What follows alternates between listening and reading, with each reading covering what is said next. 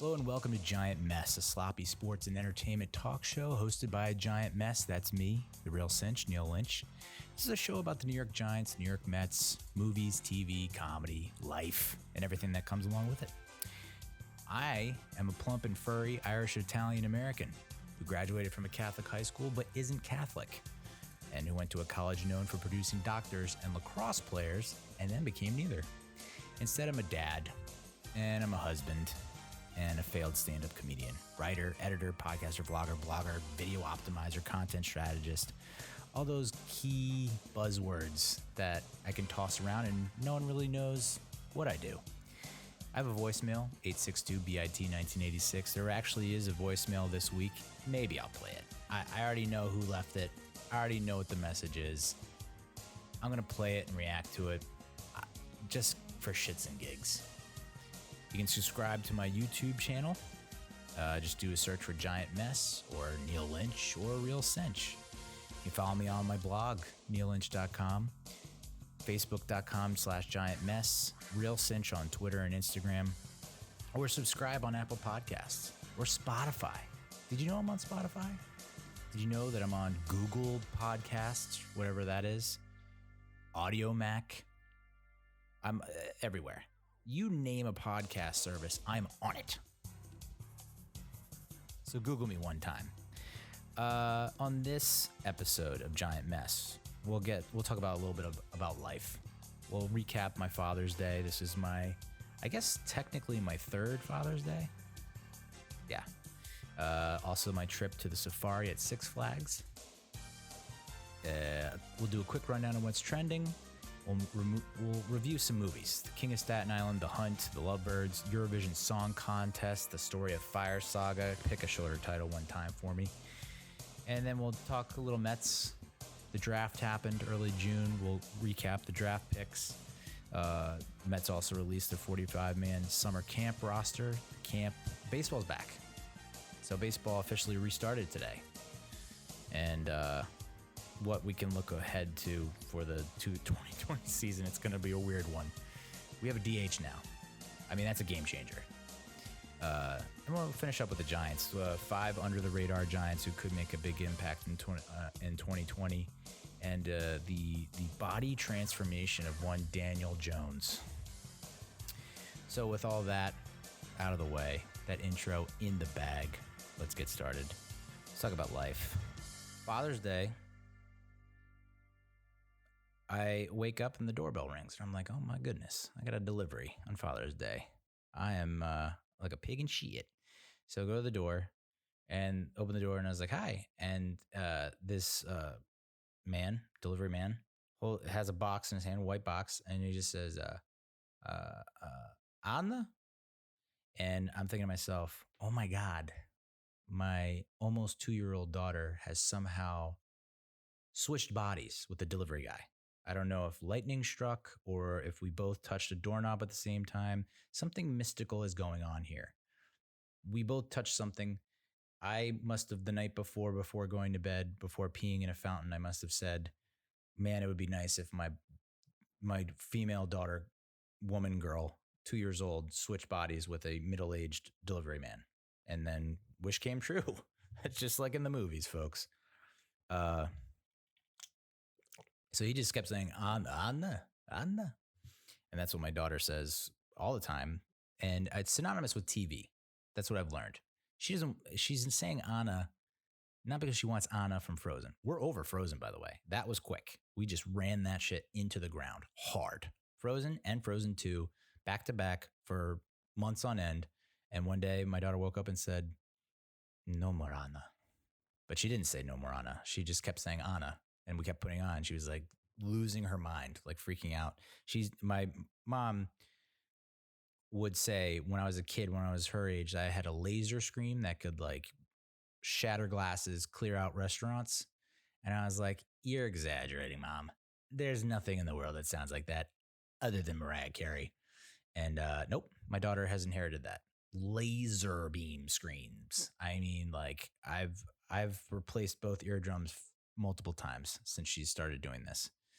I'm thinking about just going deaf. deaf's an okay way to live. I think she's got sign language down. She knows it. My daughter, for some reason, she knows that better than actual speaking of the words, verbal confirmation, verbal communication. So yeah, so I'm okay with being deaf. I don't need to be hearing anything anymore. So the delivery guy just kept saying Anna, and I was like, what's going on here? And so he just like hands me the receipt, and I look at it, and it's from my mom, Hannah Lynch. And he looked at that and he saw Anna. So I took it. It's donuts, pastries, pretty good stuff and it's a legit Italian bakery when the delivery guy is also 100,000% Italian and can't speak English. That is chef's kiss. That is pure 100% pure Italian. So it's good. The pastries and donuts are good. Of course, my wife ended up like demolishing almost all of it before I could even get a taste. But she's been working hard on the Peloton. She deserves it. So yeah, great gift from my mom. This was kind of a payback for me getting her that cheesecake from Junior's. That was like, oh yeah, you're gonna get me this huge, humongous, delicious cheesecake, and knowing full well that I'm trying to lay off, and then she just got me back with the donuts and pastries. What are the donuts and pastries that I got? I did not, and I don't mean to complain. Thanks for the gift, but I don't think I got a Boston cream pie, which it's always been Eclairs, Boston cream pies were like, that was my go-to for a long time. There was a jelly donut in there. Didn't even get to that, I don't think. The cupcakes were out of control. I had one of the cupcakes for dessert. I had a whole cupcake, was a big mistake, and I had a night terror that night. That was like, my body was like, no. Too much sugar, too close to bedtime. Okay? So, but they were much appreciated. You can see why cops are into it. Speaking of cops and the police, I can see why it's like, go to your local donut shop, coffee and a donut every morning. How does that result in police brutality? I don't get it. It's such a good feeling. Maybe it's guilt, guilt from the donut, and they have to take it out on somebody who don't look like them. We had one of our best friends come over, I guess, this past Friday night. So the last time we recorded was Juneteenth. That's when the last episode was released, Juneteenth. A lot of people would think, hey, it's kind of a bad idea for a straight white dude to release an episode of his show about bull snot. But hey, what are you going to do? I take my shots when I can. Shoot or shoot. Actually, that's probably a bad choice of words. My bad. So yeah, this past Friday, my wife's friend came over. We went out to dinner down the street. I think this was the first sit-down dinner that I've been on since COVID hit. Most times we order out, order pickup, delivery, whatever. This is the first time we actually went to a restaurant and sat down with everything that's going on. And it's interesting because I did it back-to-back nights. It was like, hey, like, you're just going to throw all your lockdown safety protocol out the window for 2 nights in a row and just roll the dice. Cause I'm a huge risk taker. Not. So went out to dinner and, wearing the mask and trying to say my name to the guy. Hey, party of 4. Okay. It'll be 15 minutes. So do you want to sit at this high top table? And I'm looking at my 2-year-old daughter like, what do you think? I know you're a climber. You want to climb up this mountain of a chair to sit with us and possibly fall off the chair, crack your skull, and then never forgive me for the rest of your life because you can't speak anymore. Coma City. What are you talking about, guy? We got a baby. How are you going to put a baby at a high top? So that 15-minute time you gave us, probably going to be a little bit longer than that. And it was. But yeah, he asked for my name. Like, all right, party forward name. And I said Lynch. And with the mask, you can't tell what the hell I said. And he's like, there's no way he's going to throw out Lynch during this Black Lives Matter movement. That's insane. And so he goes, Lance, got it. And I said, man, I got offended. Lance. And I don't know why. It's just like, I think of Lance and I think of, I guess what people, I think of someone else that's not me.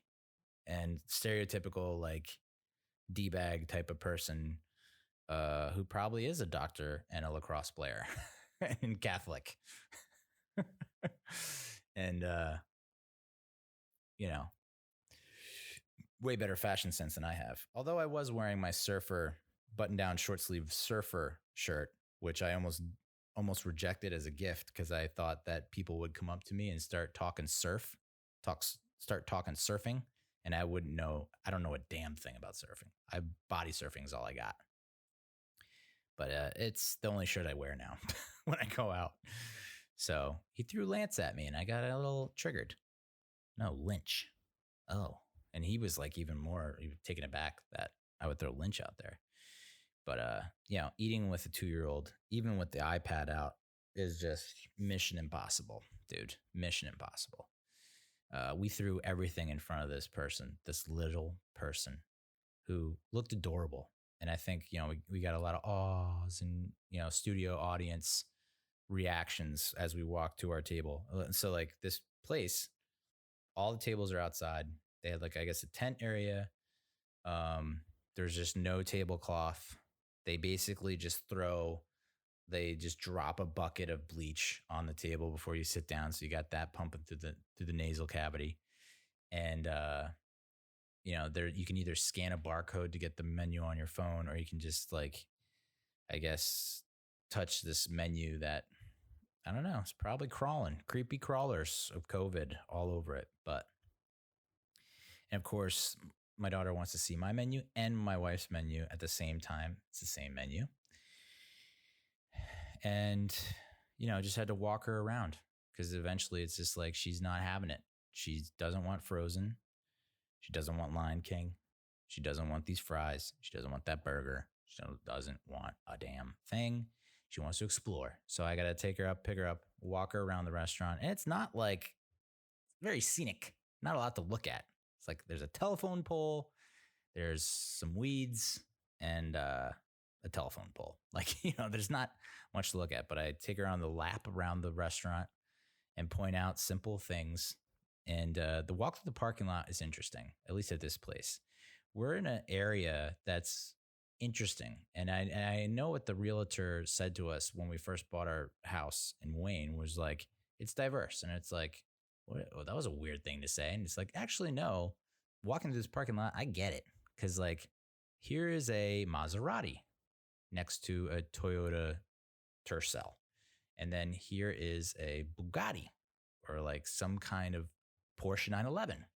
And then here's a Honda Civic. So it's good to see the mingling. I mean, America, hell yeah. We're the melting pot, right? But that was and you could tell like the one guy getting into his, the pimpest sports car I've ever seen, like red and black, very low to the ground. And like he gets in and he wants to back up. And like I'm holding my daughter, but I'm like on the other side of the parking lot, in my opinion. Like plenty of room to just back out and go. But this guy wants to make an impression on somebody because he wanted to gun it out of his parking spot backwards, gun it out of the parking lot. So he had to wait. And I can only imagine the level of boiling his blood was experiencing. Of course, the next day, as I mentioned, I went to my buddy's supposed to be surprise 40th in Hoboken, no joking. And it turns out not a surprise because he ended up harassing the organizer to the point where she had to give him the 411, had to give him the knowledge and drop the surprise act.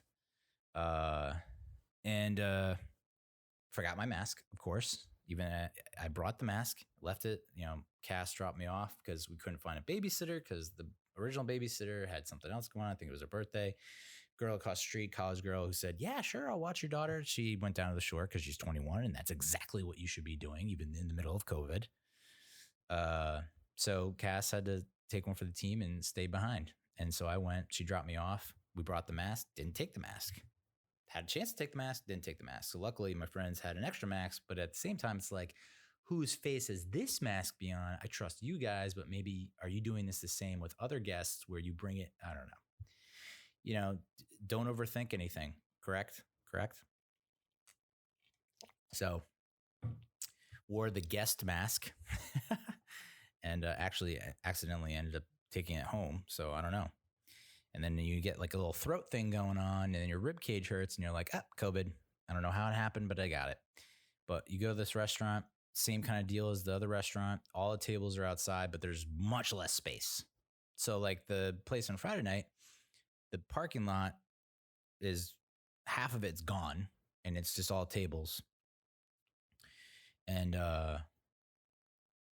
but this in Hoboken, you know, I think they shut down the roads or streets for I don't know how long, maybe, I don't know, but it was shutting down for a while, and then they recently reopened it up. So it's like they basically have bumped out. So the sidewalk, they leave you a little bit of area to walk on the sidewalk, but the tables are basically on the sidewalk into where you would normally park. And I would assume it was when the street was shut down, they would go like almost to where the yellow divider was in the street. But I don't know. I like it. I like outdoor dining, outdoor seating. This is interesting because in both scenarios, both nights, it's like you wear your mask while going to your table. When you sit down at your table, you take the mask off, and it's like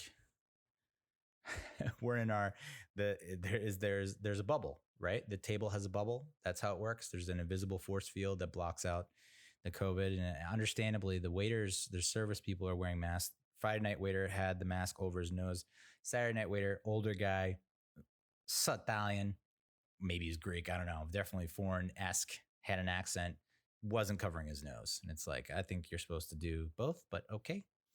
And, you know, my friend, the couple friends I was with, the one works in fashion. So, of course, very stylish mask. And I don't know what mask they gave me, but I don't have the ears to wear it. I got weak ears. My ears were like crumbling on top of themselves. They were just caving under the pressure of these strings from this mask because it's a heavy duty, I guess. The masks I've been wearing with are lightweight for pussies. But I was wearing a man's mask, and my unmanly ears couldn't handle it. So anyway, you get to the table, take off the mask, whatever. And now that I'm on these, the Lexapro antidepressants, you know, that's part of the allure, I guess, of Lexapro is you don't have to drink as much to get, you know, drunk. And that's for sure what happened to me, because I'm looking around, everyone's like on round 3 and I'm still on round 1 or, you know, 1.5. And I'm spilling tequila secrets. We didn't have tequila. We started off a martini, went to the red wine, and we were off for the night. So, you know, great dinner.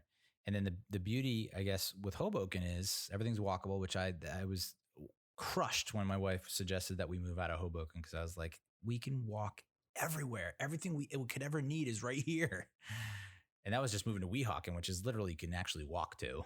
It's just a little bit of a longer walk. So, but the ability to just walk around with a drink, and I understand open beverage container law hasn't changed in Hoboken. One of the restaurant owners came out and reminded us of that, because I guess we were being a little too jovial with our drinks in our hand. And so technically it's like the law hasn't changed. It's just that they've decided, hey, we're going to let this slide because we're already pretty short staffed and like COVID and all the world's ending. So who gives a shit? But it was just nice to like send one of us in, get the drinks, come out. They're in plastic cups. We got a little straw action. And I don't even know what I had. I know that one drink was yellow, one drink was orange, one drink was purple, but it was colorful and magical and beautiful. The ability to just sip, drink, walk with your friends, talk, and observe all the wildlife that happens on Washington Street in Hoboken. Of course, you know, it was, you know, there were a considerable amount of people out. And I think it's because, you know, unlike the 21-year-old across the street, college girl, maybe she just graduated college, I don't know. But a lot of people are just like avoiding the shore, avoiding shore houses, stick it around to where they are, just because, like, why risk it? Florida. And so it was there wasn't crowded like New York City crowded. It was just like leisurely stroll. We're able to walk, talk, drink until the sun went down. And then there was one section, and then my friend's wife gave us a little warning. She's like, all right, you ready to go into the belly of the beast? And I thought, I lived in Hoboken a long time. And this is how like old and long it's been, how old I am and how long it's been since I've literally hung out in Hoboken. I just kept pointing to things and saying, that used to be a this, and that used to be a this. And I was like, if I were anywhere else hanging out with me right now, I'd punch me in the face. That used to be a Blockbuster. It's like, shut the fuck up, But she said, we're going into the belly of the beast, and she wasn't lying, because we went by what is now Mad Hatter, which I believe was One Republic, which I believe was, I can't even remember what before that. And it was just overflowing, teeming with people on top of people on top of people. Just, pig piles everywhere. And of course, and there were bouncers that, took the oath pretty seriously, took the bouncing oath pretty goddamn seriously. And it was like the moment we came even sniffed near this place, they were like social distancing the hell out of us. Like, you got to keep moving, got to keep going, you got to keep moving, got to keep going. But made the hook around to Sinatra Drive to walk along the water and see the skyline. And just beautiful stuff. And that was it. Go back to the apartment and watch Tom Brady highlights. Because my buddy is a huge Pats fan. And watching those highlights was absurd, because half or more of the throws that he completed, receiver wasn't open. It got a little nuts once the Tom Brady highlights on, and not because of Tom Brady. I'll say that.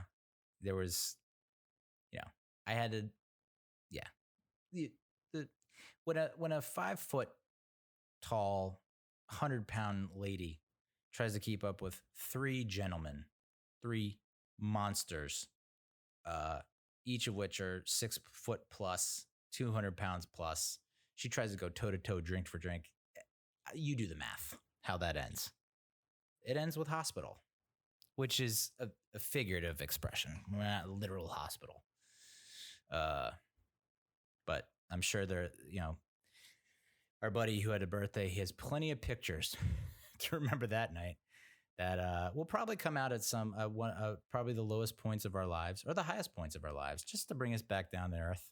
Hey, remember this? Ooh. So I said I was going to recap Father's Day, and I completely skipped over it. My bad.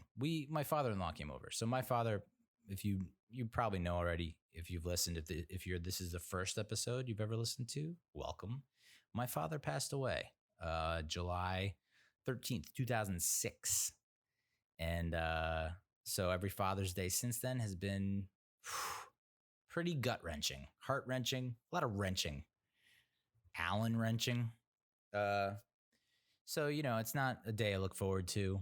It's a day I usually check in with my mom, my sister, and we kind of just, share memories or something. I remember I went to my uncle's for one Father's Day, and 2002, 2016, and like a 10-year-old started singing like Ave Maria or something like that. And I was just like, I gotta go. I can't be blubbering in your kitchen. But then one of my little guys got into the egg, and so I technically became a father. We found out we were pregnant New Year's Eve, 2017. And so that when Cassie was pregnant, I guess technically I got my first Father's Day. It was pretty sweet, even though she was so pregnant. She's probably, 6 months, going into 7 months. So she was definitely showing. And so it was like, what do you want to do for Father's Day? I was like, just want to see this pregnancy through, probably. But also, whatever you're having, I'll have as well. because it's going to be interesting and weird and odd. So this will be my third Father's Day. My father-in-law came over. We ordered a huge ass lunch from this place called Cafe Neo. There was like a amazing special on Uber Eats. Something like, so here's my bone that I will pick with Uber Eats. Hey, you're going to run a Father's Day promotion? Hey, you're going to say in big, bold, black numbers and letters, 50% off. And that's going to hit hard. That slaps different. Okay. It's going to hit me right square in the grill. And I'm going to bite on that. That's a big old hook with a big old worm, and I'm going to chomp on down. And I'm not going to read the fine print. And no one's going to read the fine print. And I think you know that. So 50% off if you order it on 2 orders. 2 orders, 50% off. And you gave me 2 or 3 days to think about it. Yeah, I'm going to take yup on that offer. Not knowing that, it's a maximum of a $20 discount. So really it's like I think you have to order $40 worth or more. So it really is, like you get 50% off if you order $40 worth of food. And we ordered like $80-something worth of food. Eclectic mix. Got like a hummus trio, bean dips, crepes, which I didn't even realize that you could have non-dessert crepes. There are like lunch crepes and dinner crepes. Like I had a Philly cheesesteak crepe. There was a wild mushroom crepe. We had a goat cheese wrap. We had, it was a little bit of everything. And my father-in-law is an eater. Like I'm an eater. I'm not active like him. I think if I were active like him, it would be a whole different show, but no, I'm pretty lazy. So, it was good to have him over. He got to see the Peloton, and, my father-in-law, he's a hiker. He's an active dude. Like I said, he's a hiker. If this COVID thing must be killing him because he's usually bouncing all around America, down to Florida, over to Utah, Oregon, getting involved in all kinds of stuff. And so for him, like it was not a hard sell to get him on the Peloton. But he was very like peppering us with questions when he was on the bike. So it was nice. I got to actually relax and eat and drink and do everything that I wanted to do on Father's Day. And Cassie, obviously was not, just let me be me. Think you let me be myself. Remember that Family Guy, Peter Griffin? Yeah, so that was Father's Day. It was a good Father's Day. But the Sunday after Father's Day, we went to the safari at Six Flags with my sister-in-law. And I guess I remember the last time I went to safari was when I was a kid. It's been a long ass time. And I remember you go in your car and the monkeys would climb on your car. That was like a huge part of it. They go on, they bend your antenna. Everyone laughs except Dad because he's pissed that he has to buy a new antenna, but all the kids are loving it, just slurping it up.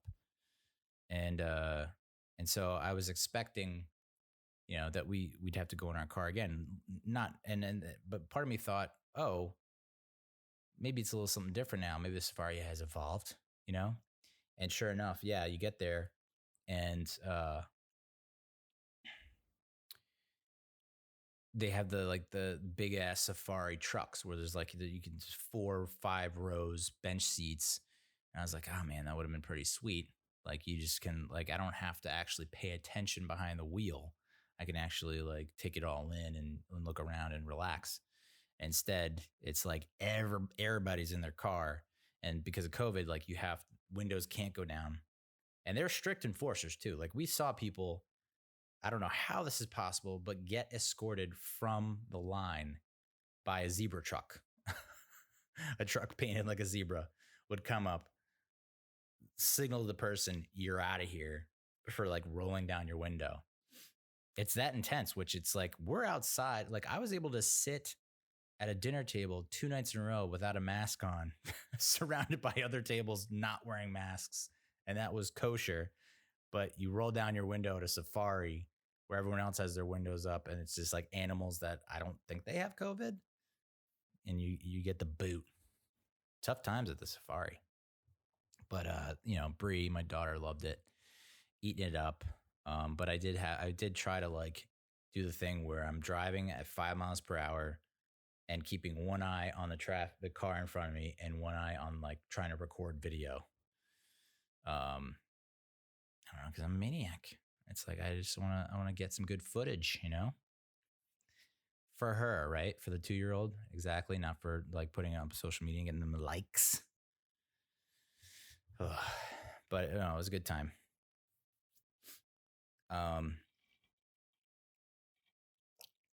Yeah, she got a little scared.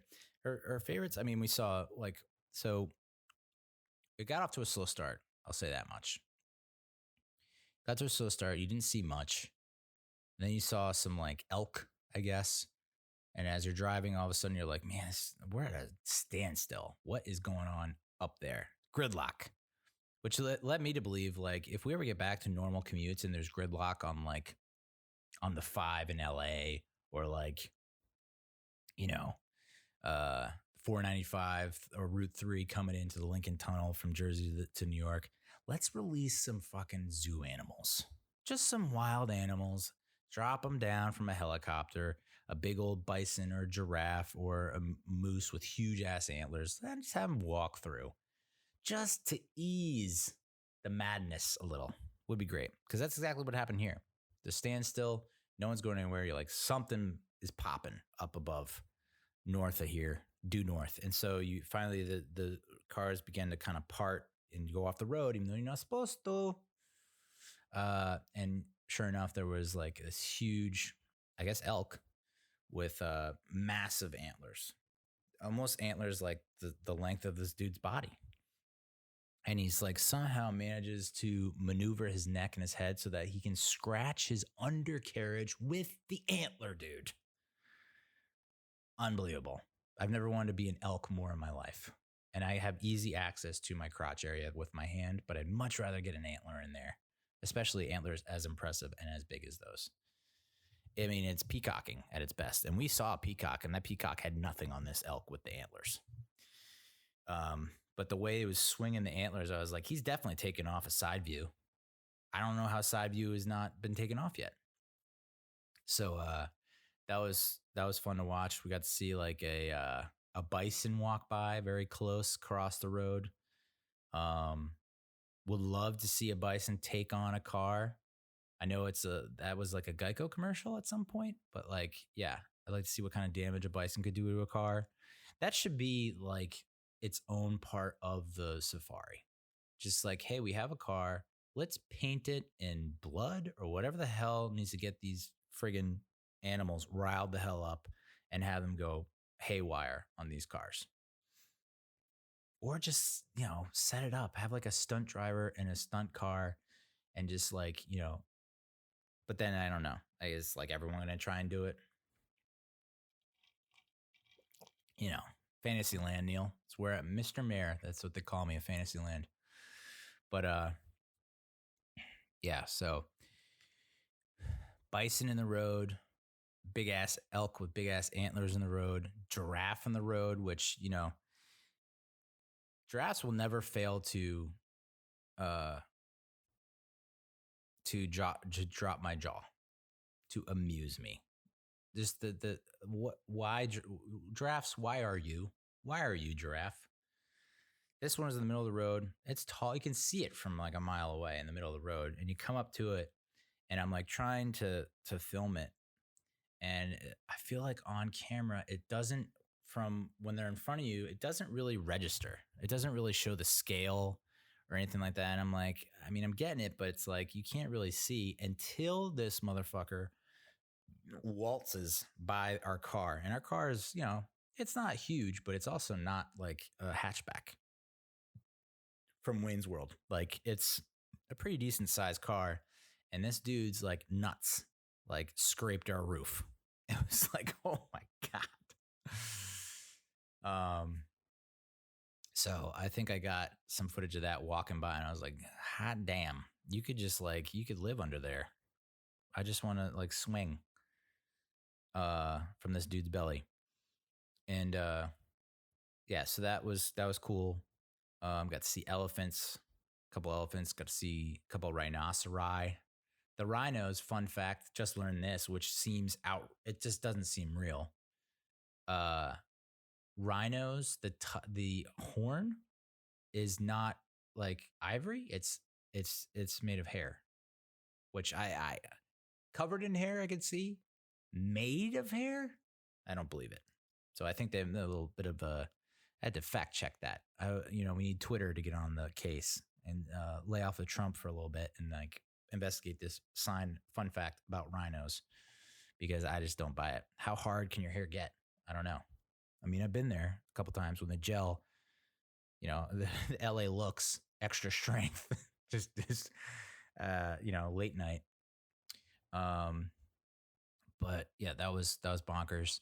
Saw some tigers and lions, and that's pretty much my daughter's favorite. Anytime she sees a lion or tiger, it's always like rah. She does the rah, and I was like, yeah, all right, it's a pretty good roar you got there. But then real life lions and tigers come into the picture, and she's not as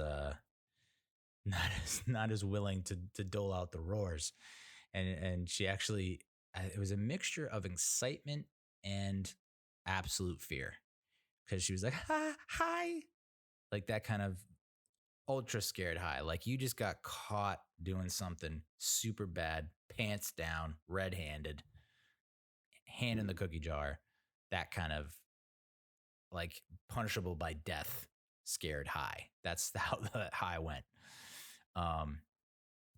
But yeah, lions and tigers, very nice.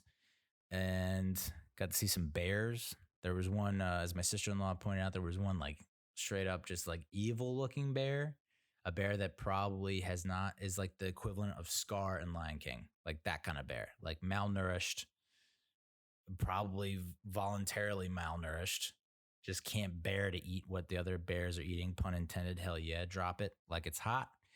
And this one just looked off. It's like all the other bears are kind of nice fur and rotund, robust, and this one is like kind of bony and just like got a sneer on its face, like, hey, okay. And it was walking towards the exit, like I've had it up to here with these bears. And then we come to the monkeys. I'm thinking to myself, let's do this. Do your worst, monkeys. Do your worst. And they were behind like a huge fence. The baboons behind a huge fence, and they did not look happy about it. And they weren't even playing or like really doing anything, just hanging out. Like, that's a car I'd like to fuck up. I'd like to fuck up that car. I could definitely punch that car right in the windshield. I'd love to bend that tailpipe. That mirror is just begging me to pull it off. Remember when we could rip antennas off? Oh, so good. But, the theory is, I guess, that they must have had so much of that happening and messing up cars and like the people getting upset that they had to shut it down, I guess. I don't know. Kind of unfortunate. And no rolling down the windows, so no animals peeking in. There are a lot of ostriches and emus. Forgot to mention that. Gazelles. A lot of animals that there was one animal I've never seen in my life. It looked like a combination of like a yak or a water buffalo, but it had like a thin, long horn on the front. Okay, sure, why not? But there's etiquette and there's rules to the safari, right? Keep it moving, okay? 5 miles per hour, so slow. You have to keep your foot almost on the brake at all times. You're telling me you can't get pictures or video? Like, it's like, fuck pictures, okay? Video. 2020, all right? We might not even have cameras after this year, the way this year is going. Video cameras, that is. So let's just make the most of the video. There's no need for you to stop when there's no way around you for what seemed like hours, but like was probably 2 minutes. There's no reason for you to stop and take a shit ton of pictures and all that jazz. I was able to drive and take video while creeping at 5 miles per hour. It's infuriating, especially when it was like goats. Come on. You can go to your local fucking petting farm and see a goat. Enough of that. So, had a great time though. Had a wonderful time. Highly recommend it. Six Flags Safari. Let's talk about what's trending. Quick hits, y'all. Quick hits. Coming at you. Quick hits. Huh. What's trending? Mississippi is changing their state flag. Holy macaroni, dude. You want to talk about changes? Changing around here. Confederate flag is in the old corner there, the Mississippi state flag. I remember Brandon Walker from Barstool was talking about how he's so disappointed that it's still a thing, and then they passed a bill. They're like, yeah, we'll remove it. It's like, holy shit balls. This is wow. So I think that's huge, and it's interesting to see these areas and regions that have clung and held on to, the Confederacy and the Confederate flag for so long, saying heritage, not hate, and now I'm sure there's still like a very strong contingent of people that are like, this is, well, I know that because I've seen the videos, but that's like massive. But I have another flag, state flag, that should be changed. Hawaii? Have you looked at the state flag of Hawaii lately? I'll give you a second. Go on. I think you can either hit pause or maybe you can just hit the home button and open your little Google or your Safari or your Firefox or your whatever. You go to the dark web, deep web if you need to. State flag of Hawaii. Look it up. All right. Did the image come up? All right. You're looking at it. Anything seem a little weird to you? Yeah, it's the Union Jack on the freaking flag. What the H? Hawaii. Whew. No clue.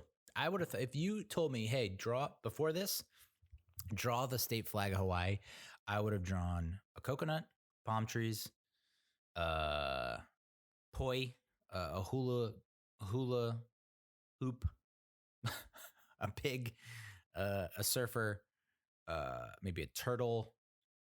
I would have drawn you everything that I associate with Hawaii. Spam. I would have thrown a little spam in the corner. Union Jack flag. Last thing I would have drawn. If you just kept saying no, and I would have kept trying, I would have probably kicked the bucket at a very healthy age of 110 before I would get the state flag of Hawaii correct. You could have given me every clue in the goddamn book, and I would not have gotten it. Union Jack, British flag. And apparently, this is, I want to talk about fucking white ignorance and probably why the Hawaiians don't like quote unquote inlanders from that are not from the island. It's because it used to be a kingdom and it had a king, and apparently they love the Brits. And then I guess we just came in there and like, no, the British stink, dude. Didn't you hear? So maybe that's next. I don't know. I'll just throw a little something else in there that's a little more Hawaiian. Like I saw that Union Jack and I was just appalled.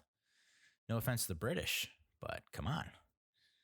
I don't know. A little offense to the British. I don't know. I got the accent still gets to me. I get triggered. I don't know. That's on me though. That's not on the British. Jenna Marbles quit YouTube because of blackface. She did some kind of video where she did blackface, and she decided to quit YouTube, which probably not that major for her. She's made a ton of money off YouTube, and I remember when she was back with Barstool and started Stu La La, I actually emailed her to come to our shore house in Manasquan to party with us because she apparently was open to that, I think. She put out a call and I answered it, and she was like, no, can't do it. I showed her pictures from our Ed Hardy party, which to this day I still think is a really good idea.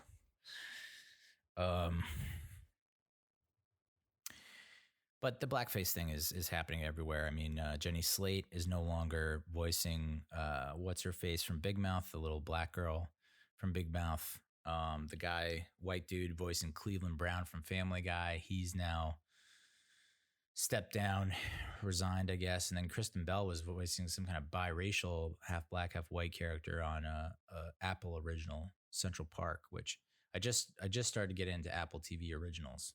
We're watching the morning show now, and it's I was a little skeptical at first because it's like you got a lot of comedy actors trying to do drama, but I'd say that comedy actors can actually hold their own and might even be a little bit better than dramatic actors because they can at least appreciate and infuse a little bit of humor into the drama. But it's just sweeping now, and you see these things like, well, the Golden Girls. I mean, they had an episode where they were doing like facial masks, mud masks, but it looked like blackface, and so Hulu ended up pulling that episode. There was another show where they had an episode pulled because of quote unquote blackface, and it's a little bit much, but the most interesting reactions are from actual black people who are like, thanks, but we just wanted the police to stop killing us.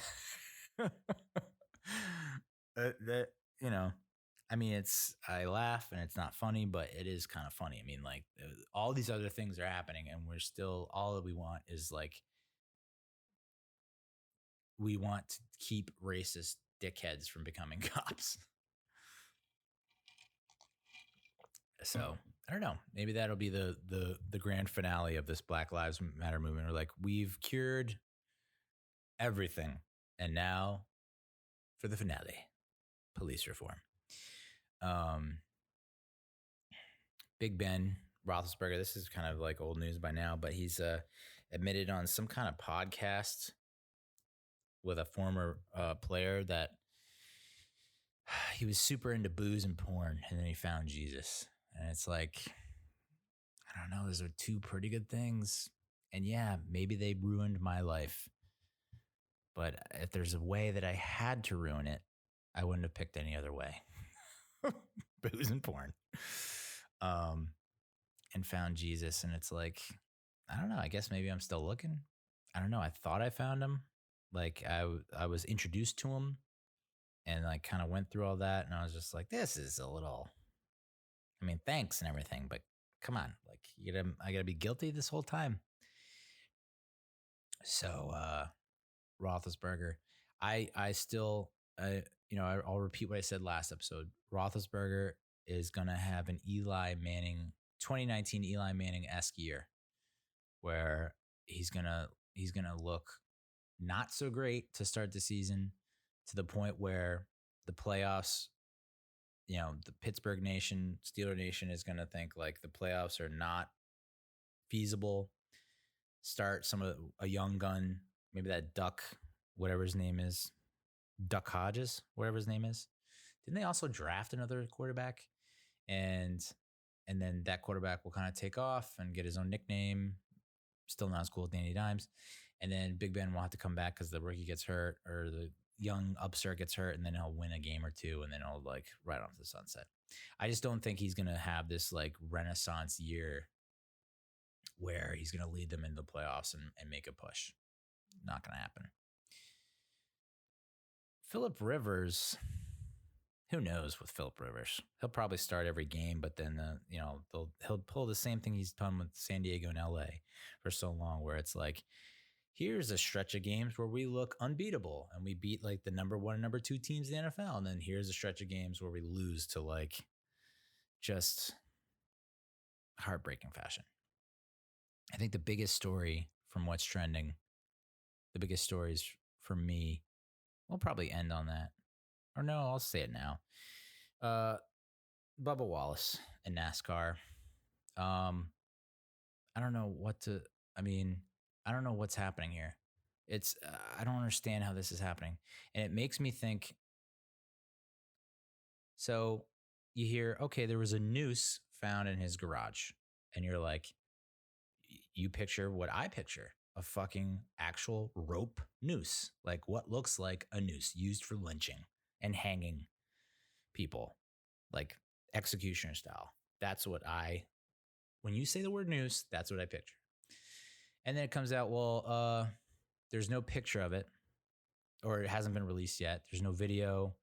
Bubba Wallace isn't the person who discovered it. It was someone from NASCAR that alerted him. And you're like, okay. And then you find out, oh, it's actually a pull rope. There's a pull rope in every single garage. And you're like, how does a pull rope look like a noose? And then you see that the FBI gets involved, and you're like, wow, this is pretty serious shit. And then the FBI is like, well, we did some investigation that has been there since at least 2019, and multiple teams have been in that garage, not just Bubba Wallace's team that were not, black or whatever. And so we found that there's no hate crime here. We did an investigation, thorough investigation, asked around, blah, blah, and we concluded that this is not a hate crime. And then you actually see the picture of the pull rope, and you're like, that is tied like a noose. What the fuck is going on? You're telling me that pull rope has been tied like a noose since 2019 and no one thought to think of it or like bring it up to anyone until this black driver entered the garage? I guess that's a possibility. That's just like, it just blew my mind. And I don't even know what the upshot of all that was. But amazing act of or display of solidarity after that with all the drivers, escorting him and Bubba Wallace in his car down pit row. I thought that was a pretty cool visual. So, it's going to be a long, we've seen a lot of change, which is great, but I still think we're a long ways away from, it feels like maybe it's a generation or two away from just completely like getting rid of that fucking mentality. That mentality that's really just holding people back from the inevitable. Cue Thanos. It's an inevitability. Is that what he says? Probably not. Cam Newton signed with the Pats. That's been kind of a rumor for a while. I think there was before the draft, there was speculation that Cam was going to go to LA with the Chargers, and I thought that might have been a good fit. I don't necessarily see him as a fit with the Patriots for a while. I was just like, I don't know that that's going to work. And, but who knows? I mean, there are a lot of people that probably went there that they didn't think it was going to work, but it did.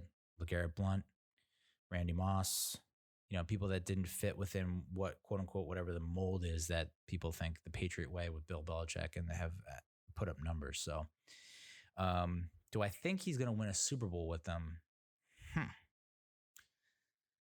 I mean, Brady got pretty far without having that much mobility towards the end of his career. So you can only imagine if Cam, under the coaching and tutelage of a Bill Belichick, is that going to be different for him? I don't know.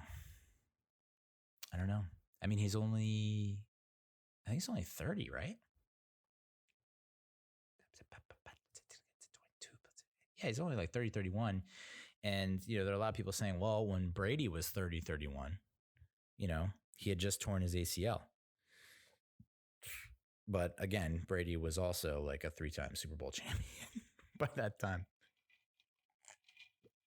And, but I guess the implication there is that Brady had still put up a lot of great numbers since the age of 30, but that's also Tom Brady. And Cam, I mean, I wouldn't give up on him, but I don't know that he's going to put forth the same kind of numbers and stats that Brady did post 30. Interesting to see, though. A black quarterback in New England. I guess they had what's his name? The guy who went to the Colts. Completely blanking. Jacoby Brissett.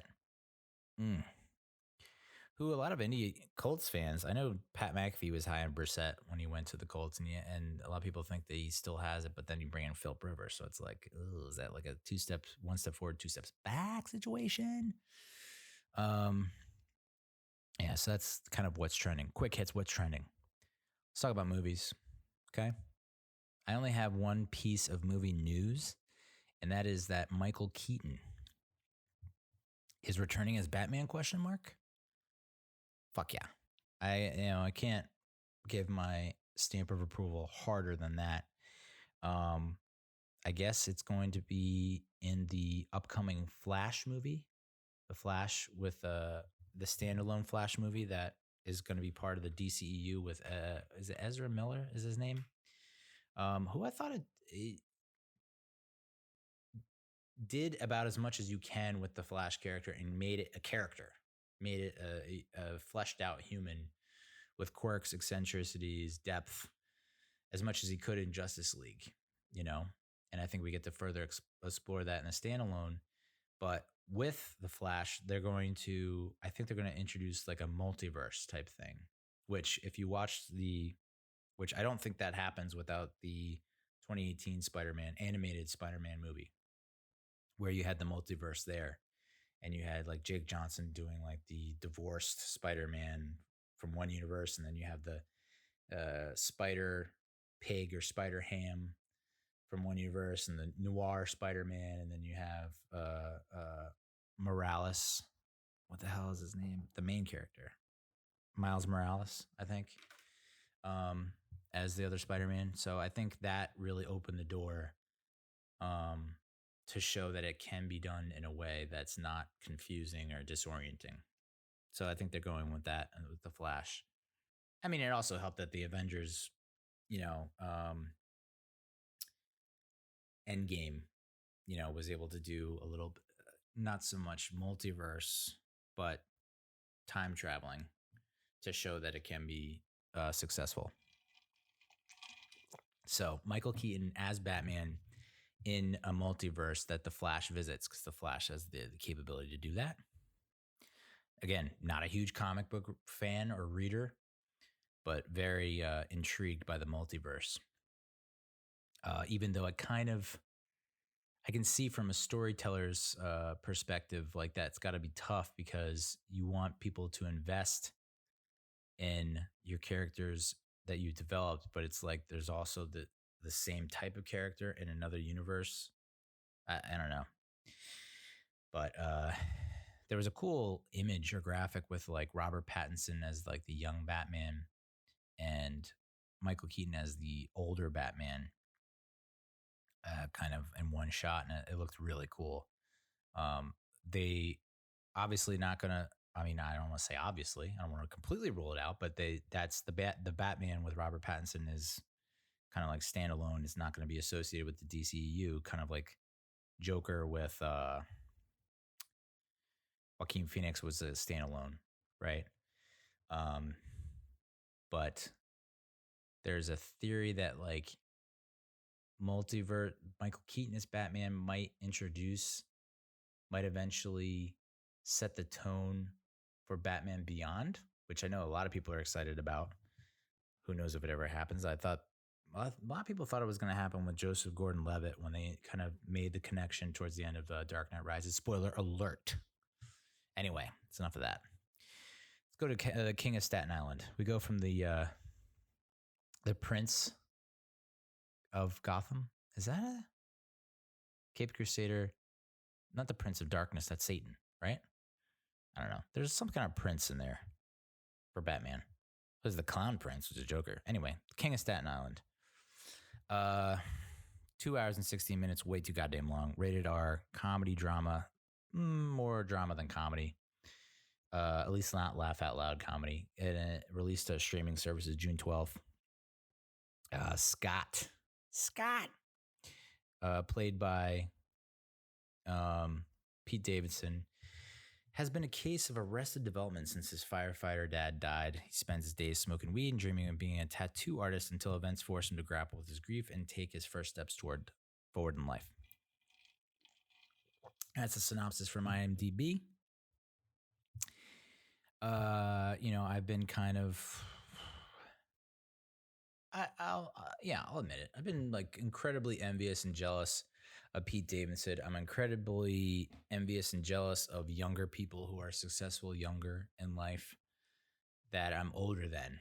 I think with someone like Dave Chappelle or Eddie Murphy, where they came up at 16, 18, uh, that I view that differently than because they're older than me versus I'm older than this younger person who's experiencing like an extreme popularity boom boost.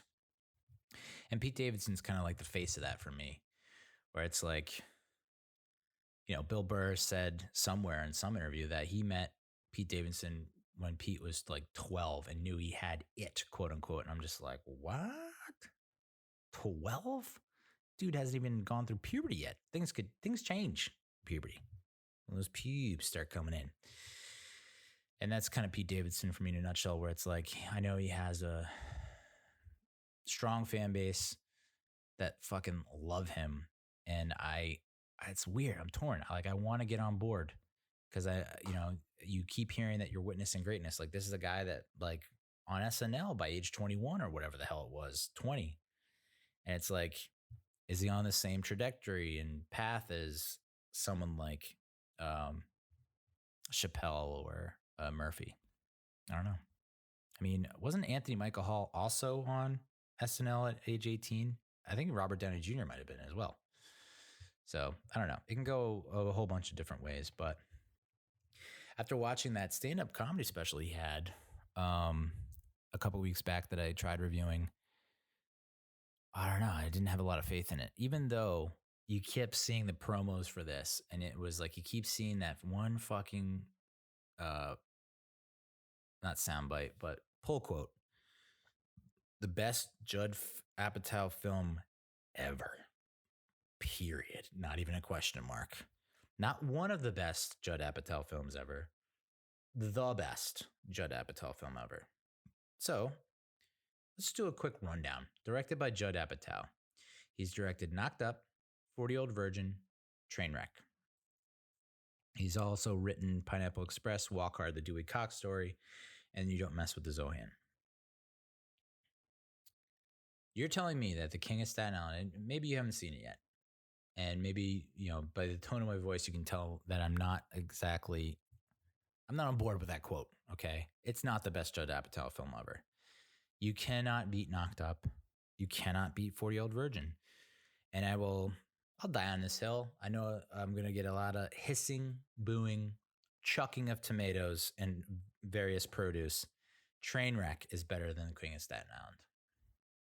I said it. I know there's a lot of Amy Schumer haters, and I don't know. I guess I get it. I guess I don't. But I'm not saying this is a bad movie, but it's not Judd Apatow's best film ever. I'd say top 5? Sure. Sure, I'll give him that. Maybe top 3. Maybe. But you cannot beat Knocked Up and 40-Year-Old Virgin. I mean, those are classics that I still quote to this day. Knocked Up came out in what year? 07. 40-Year-Old Virgin came out 05. Now, granted, that was in the sweet spot of my most impressionable ages, 24 to 26, 27, where that's like right in my wheelhouse. And, the people in the movies were some of my favorite people to date. So, yeah, bias, I guess. But, damn, I think if you surveyed 1,000 people, 100 people, Family Feud style, survey says, no, not the best Judd Apatow film ever. It was written by Pete Davidson, and you can, it's loosely based on his life, pretty much. I'm sure they changed names and to protect the innocent and obviously for dramatic effect, but largely based on his life. Dave Cyrus was his writing partner, SNL writer. So you got Pete Davidson, Scott Carlin, Bel Powley. I think of, if I have to hand out awards here for or if they have to rank the best cast in this movie and their performances, I would go Bill Burr 1, just because he's so Bill Burr and he's so funny. Even when he can turn on the drama and be dramatic when he has to and be serious when he has to. But even when he's angry in a drama, it's funny. It's like hilarious. Um, so in terms of like who's producing the most laughs in this movie, it's Bill Burr.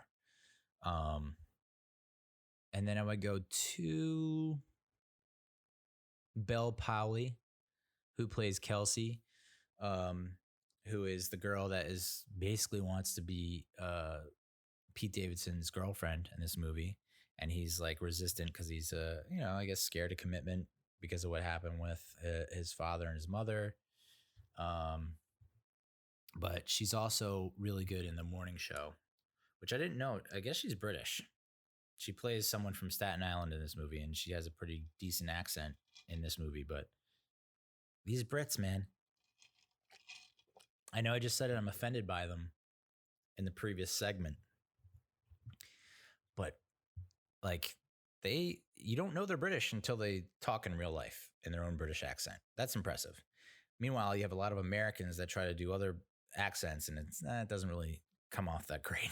So I don't know what they're doing over there in the GB in the UK, but maybe you could send some our way.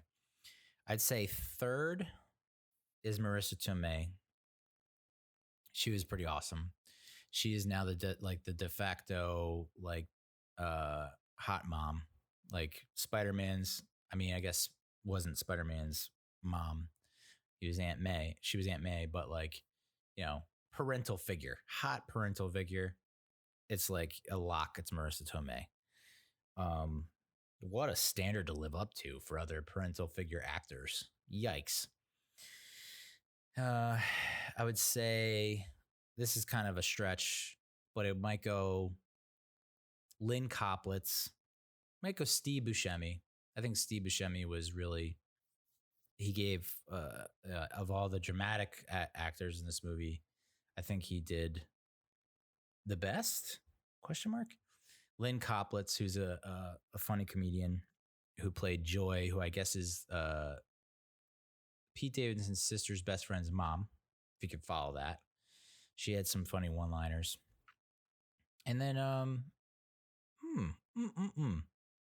I'd probably go Maude Apatow. No, I won't go Maude Apatow. I'll go Pete Davidson, Maude Apatow. Maude Apatow has grown up.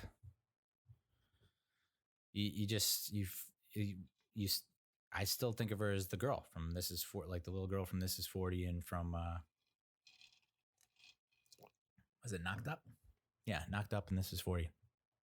She's all grown up, but she gave a pretty good performance. And Pete Davidson, it's like, people are lauding his performance. It's like he's just being Pete Davidson. And I know I just said Bill Burr is funny, but he was still playing like a character, someone else. He still had to be someone else. Pete Davidson was essentially playing himself. So it's hard to give people credit. It's like people lauding Kevin Garnett in Uncut Gems. He's being Kevin Garnett, dude. But yeah, Bill Burr is Ray Bishop, the divorced firefighter who falls for Pete Davidson's mom. Outstanding. Machine Gun Kelly was in this movie as the tattoo shop owner. Who I guess he's now dating or hooking up with or deep dicking Megan Fox, who is now divorced or separated from Brian Austin Green and still looks amazing. Pamela Adlon from Better Things plays Bill Burr's ex-wife. And that was a great scene with her and Pete Davidson and her just like dropping all kinds of bombs on Bill Burr's character. Truth bombs, which admittedly are one-sided and can be exaggerated. I'm sure if things go sour with me and Cassie, it's like she's going to let all damn skeletons out of the closet. The critics' consensus: The King of Staten Island's uncertain tone and indulgent length blunt this coming-of-age dramany's ability to find itself, but Pete Davidson's soulful performance holds it together. I don't disagree with saying his performance was soulful. Just would have liked more punchlines. And I think that's what it was missing. And there were a lot of scenes that were just like, what is the point of this fucking scene, dude? Like, if this were a normal movie that's not Netflix, because Netflix executives tend to be a little more lenient than most. That probably would have been cut because it's like this has no bearing on anything and it's not even that funny. 71% of critics gave it a favorable review with an average rating of 6.79 out of 10. The audience gave it 88% of the audience gave it a favorable review with an average rating of 4.29 out of 5. I would probably split the difference. What are you looking at? Yeah, I'd say high 70s. I'm not going to go almost 90. Yeah. And for me, and I know this is such a horrible way to rate movies, at least comedy movies in my mind, but like 5 years from now, 10 years from now, are we going to be repeating lines from this movie?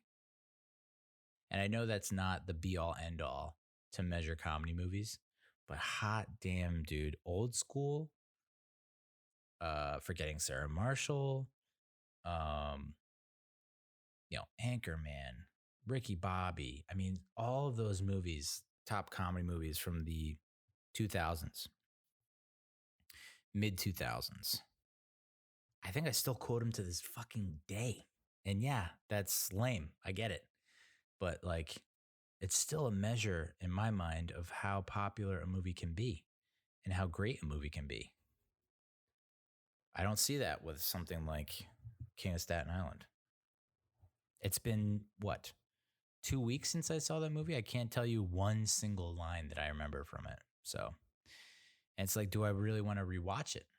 I think that's a huge appeal from comedy. And that's why I remember one-liners from a lot of the comedy movies from that time in the 2000s, because you just kept fucking watching it nonstop. I have no desire to watch this movie again. There's nothing pulling me in again. So some of the top critics, let's see what they had to say. Loose jointed and open-hearted, a wink of reassurance in our age of anxiety. It's that rare comedy that may actually play better in the living room than it does in the theater. Well, yeah. I agree with that. I mean, this was something that was like made for COVID. Like nothing's playing in the theaters. You can't go to the theater. This is available in the living room. And of course, it's time to line up with Father's Day. So, yeah, that makes sense. Because it's a father-son story. A son who loses his father, which should appeal to me. What's interesting, though, is that, like, no reference to 9/11, as far as I can remember. They start off the movie, and the girl that is kind of like new to the group asks Pete Davidson, you lost your father, so sorry, how did he die? And he says, like, a hotel fire. And it's so interesting. There's just no mention of 9/11. And maybe that's a thing that,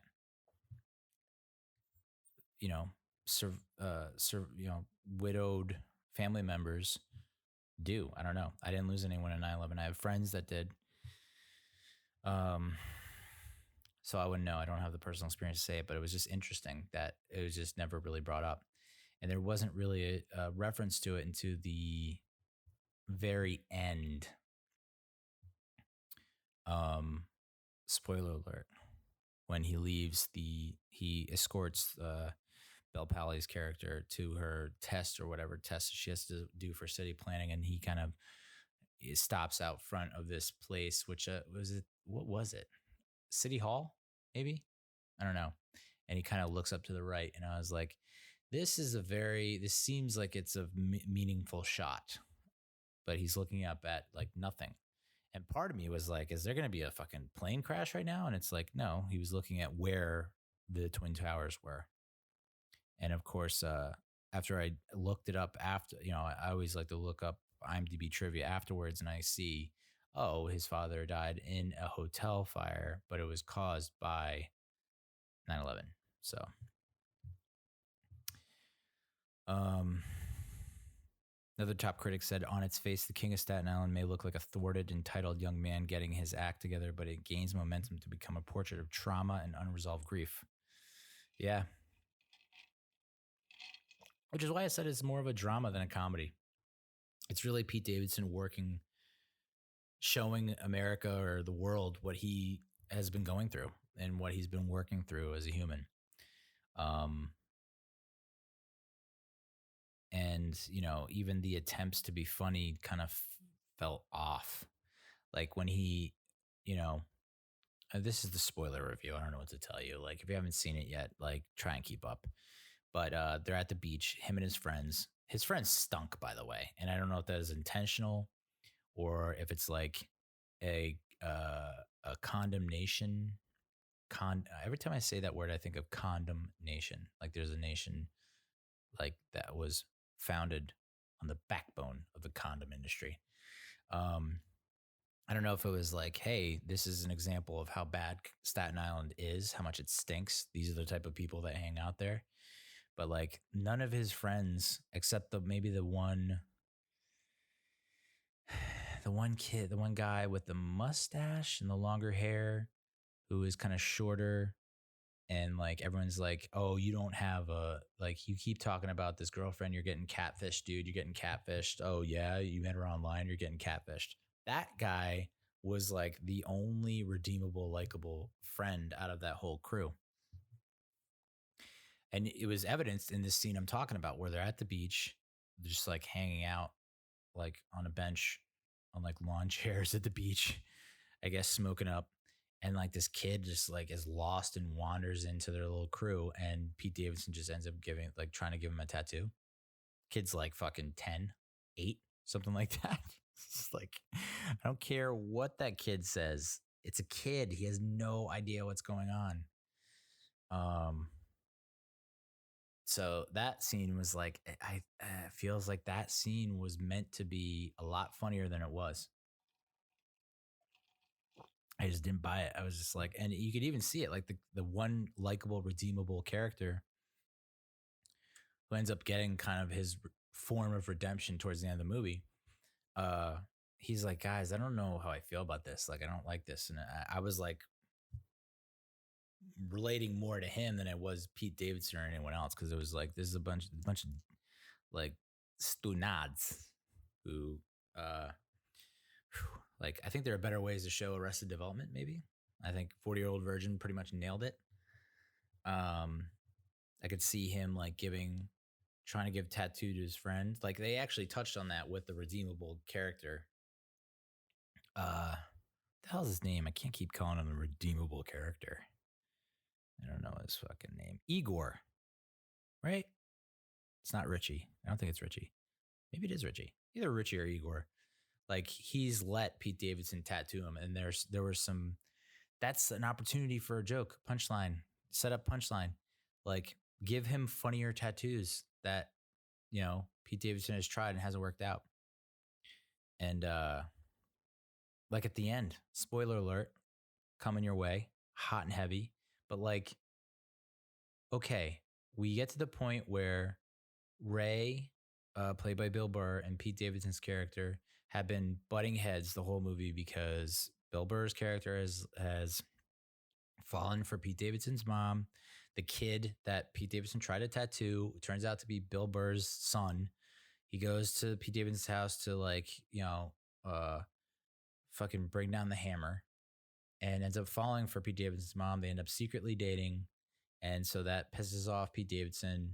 Also because this guy is a firefighter, just like Pete Davidson's dad, blah, blah. But then they get into this massive brawl, like a slap fight in the backyard. And that's when Marisa Tomei is like, nah, enough of this shit. You're both out. Like, get out. And so they end up, after a series of attempts by Pete Davidson that, again, should have been funnier. He ends up at the firehouse, where he begs Bill Burr to take him in. They do, and they end up bonding.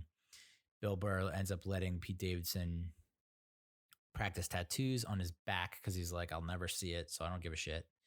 And so Pete Davidson ends up doing all these tattoos on his back. And so the final crescendo, like the was it denouement, whatever the hell they call it, climax. Like you had this setup. You don't see what Pete Davidson's tattooing on Bill Burr's back the whole time. You don't see it. And then it's like the big reveal. Like they're in the hospital where Marisa Tomei works as a nurse, ER nurse, because something happened where they had to go there. Oh, they helped. Yeah, so they helped fucking Action Bronson, who like that. I forgot to mention that Action Bronson has one of the funnier scenes in the movie.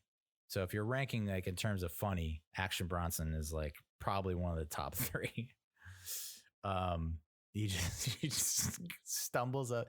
He walks up to Pete Davidson at the firehouse and he's just bleeding from his gut. And Pete Davidson's, high, obviously. And he's like, whoa, dude, what the hell happened? And he's like, did you get shot? And he's like, nah, it's all good. It's all good. Nah, it's all good. It's a paper cut. And he's like, that's not paper cut. Did you get stabbed? He's like, oh, stab. Who gets stabbed? We had a disagreement. It's fine. Da, da, da. And he ends up like removing his hand. And it's like you can see his insides.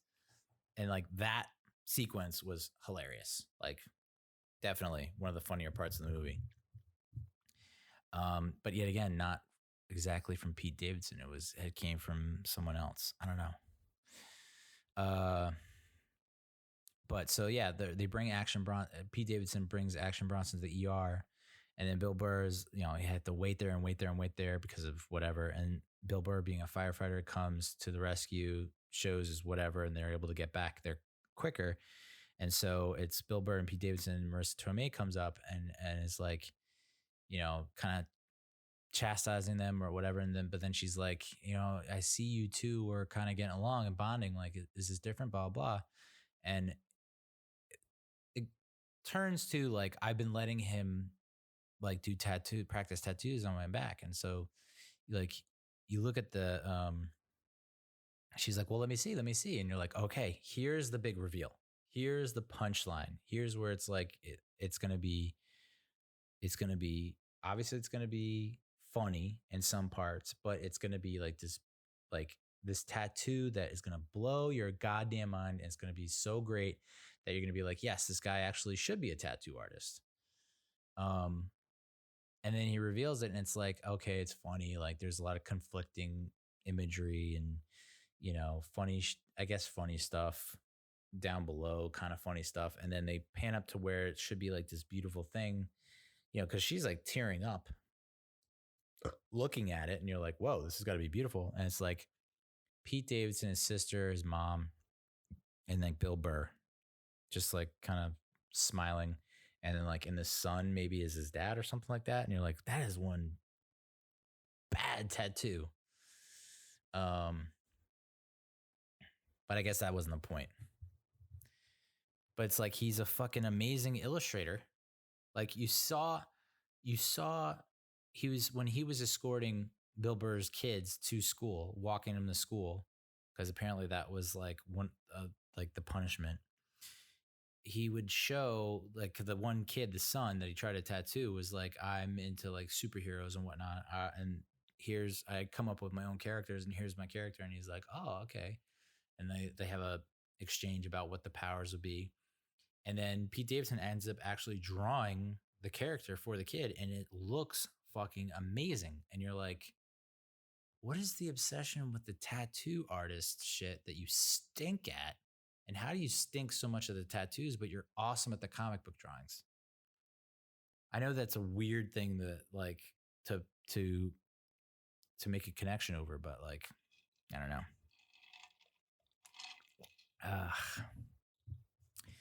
Let's get into some trivia. Steve Buscemi was actually a New York City firefighter before becoming an actor. In November 2000, Buscemi told an interviewer that he was with the Engine 55 in Manhattan's Little Italy for 4 years in the early 1980s. Took acting classes after about a year in the job and started with FDNY while acting in plays and movies. He quit firefighting in 1984 to pursue acting full-time. And then after 9/11, he returned to his old fire station to help search for survivors in the rubble. Buscemi's a solid dude. There's no, I mean, like, to be able to pull off the kind of career he's had, and then to throw this, like, even without the firefighter thing, you're like, yeah, Buscemi, solid dude. And then you throw in the firefighter thing and you're like, well, solid gold. Like, how do you, like, he's earned a lifetime of karma. Obviously, in real life, Pete Davidson's father was a firefighter who died in the line of duty. Scott Davidson, unit ladder company 118 in Brooklyn Heights, responded to the call at the World Trade Center after the terrorist attacks. They were in the middle of rescuing people in the Marriott World Trade Center hotel when the towers collapsed. And Pete was 7 years old when it happened. So I can't imagine. I mean, I was 25 when my father passed. So at least I got to have a childhood and a teenhood and at least a little bit of a young adulthood with him. Would love to know what he thinks about what's going on in my life right now. I got my mom's side of things, but not my dad's. So, during the final scene, Kelsey enters the David Dinkins Municipal Building in Manhattan. As Scott walks away from the entrance, he stops and looks up in the sky in the direction where the 10 towers used to stand. It was a tribute to his father, Scott Davidson. So, yeah, that's the King of Staten Island in 30 minutes or less. Let's talk about The Hunt. Rated R, hour 30 minutes, tight 90 minutes.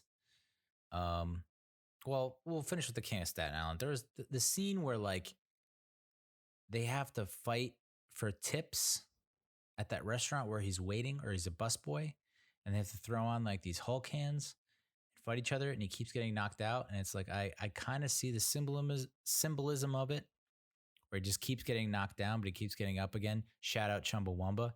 Just, it wasn't funny, and like it didn't connect. So there's your bloat right there. There's your bloat. All right, let's talk about The Hunt. Rated R, hour and 30 minutes. Nice tight 90. Action horror thriller. Was supposed to come out in like September of 2019 and was pushed back because it was too controversial. And was instead released as a home premiere right when COVID hit March 13th. I've been excited to see this for a while, just to see what like all the talk was about for so long, and all the controversy. Like, wow, this gotta be one fucked up movie. And it turns out, no, it's just a really entertaining movie. And it's like, yeah, if you are political, and we'll get into some of the top critics and what they said about this movie. And it's like, well, you're saying that because you're just too goddamn political, and you can't remove. It's like, this movie, I don't think, was meant to get too deep with its message, you know? I think it used politics because it is a divisive mechanism, tool, and it's the core of this premise, you know? What can happen when you let politics get a fucking hold of you and you let it consume you? So the synopsis from IMDb: 12 strangers wake up in a clearing. They don't know where they are or how they got there. They don't know they've been chosen for a very specific purpose: the hunt. And this is based on like an internet rumor that posits or hypothesizes that a bunch of rich elites abduct people from the lower class, who they hate, and then hunt them for sport. It's the most dangerous game, basically. Directed by Craig Zobel, who directed an episode of Westworld, directed 3 episodes of The Leftovers, and he also, I think, directed an episode of HomestarRunner.com. And if you don't know what that is, I feel bad for you, because there was a period, maybe in college or just out of college, where it was like, it's an animated, like, Flash animation series, which that was huge, like in the late 90s, early 2000s. Flash animation. It's how I got interested in Heavy.com back when it was a Flash animation site, and then it turned into something else, and then it turned into something else. Like, hey, find yourself. But homestarrunner.com, so plug that into the old Googs and see what comes up. It's pretty funny stuff. But it's a pretty impressive resume, even though it's mostly TV. Writers, Nick Hughes and Damon Lindelof. And I don't know that you get much better than those two writers. Nick Hughes, if it sounds familiar, he wrote a couple episodes of Watchmen, Maniac, which was the Netflix series with Emma Stone and Jonah Hill, which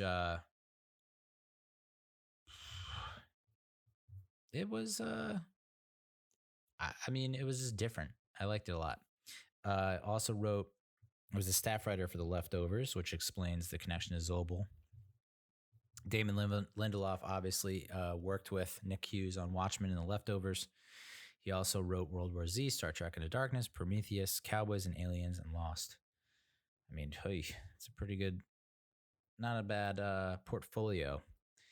The cast, Betty Gilpin plays Crystal. She is, for me, best known as Liberty Bell from Glow. And she has a little bit of, I don't think she is Southern in real life, but she's now played a Southern character in Glow.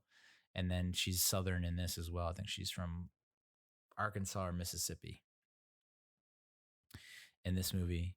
I won't mention that name because that is a spoiler. I'll get to that to the end.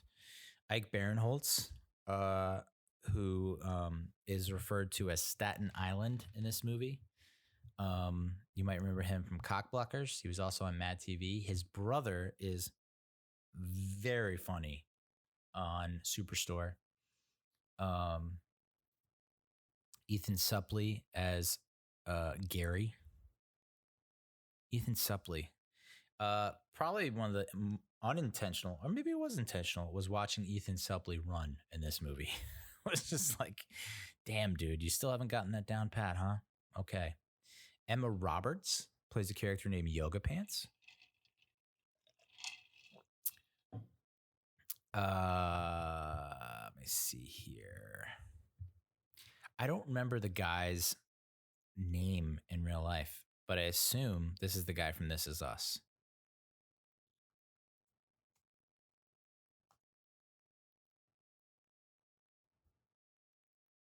The hot guy from Chris, the Manny from This Is Us. He was also a stripper in Bad Moms too. Nope, I was wrong. Anyway, the hot guy from This Is Us, also known as the Manny in This Is Us, he plays a character in this. Glenn Howerton from It's Always Sunny in Philadelphia plays a character named Richard. I'll go through all this stuff and I'll get to the spoilers. Critics' consensus: The Hunt is successful enough as a darkly humorous action thriller, but it shoots wide of the mark when it aims for timely social satire. Okay. For people that are like jonesing for the social satire. I mean, give me a break, dude. 56% of critics gave it a favorable review with an average rating of 5.8 out of 10, and 66% of the audience gave it a favorable review with an average rating of 3.59 out of 5. I'm going to go above that for both. I don't know why I like this movie so much. Yeah, it had some moments that were slow or like, I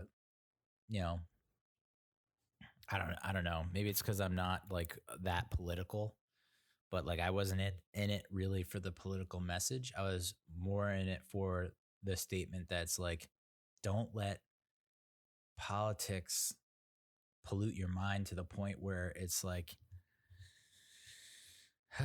anyway, some of the top critics, let's go over what they said. It's a solid throwaway B movie that probably thinks it has more to say than it actually does, but is entertaining nonetheless. I mean, I agree with most of that. I got a B movie vibe from it, but uh, I honestly think that Betty Gilpin has like a future as like an action star. Yeah, like a B movie action star, but like not B movies.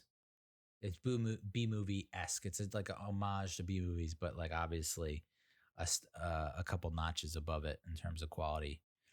Um, the provocative premise of liberal elitists hunting deplorables for sport. So that's, if you didn't want spoilers, I apologize. That's the spoiler. Um, yeah, it's liberal elitists hunting deplorables, and it's not. So it's actually blue state hunting, for the most part, what is red staters, which that was supposed to be the name of the movie when it first was in production, was Red State versus Blue State, which I can only imagine what kind of traction that would have got with the hunt being as controversial as it is. But yeah, liberal elitists hunting what they call deplorables, which are essentially red state people. Betty Gilpin plays Crystal with almost sociopathic cool in an inspired and strange performance that splits the difference between Linda Hamilton and No Country for Old Men's baddie Anton Chigurh. That's pretty spot on, I'd have to say. And I know I'm not supposed to objectify women, but God damn it, I have eyes and a soul and a heart and a wiener. And Betty Gilpin, when she has like this, like, I don't even think it's supposed to be a crop top shirt. I don't think it's supposed to be a crop top shirt, but it becomes a crop top shirt. That's all I'm going to say. Hot damn. So, but gives a great performance, like outside of the looks department. Very kind of, stoic to a certain degree. Just a fucking badass. That's why I think she's like an action star in the making. Like, this is kind of like her first foray into being an action movie star lead. And I think you're only going to see more to come. And it's justified. Another top critic said it certainly isn't a one-sided hate fest. It's just bloody entertainment with a thick slab of socio-political humor. I love thick slabs. So good.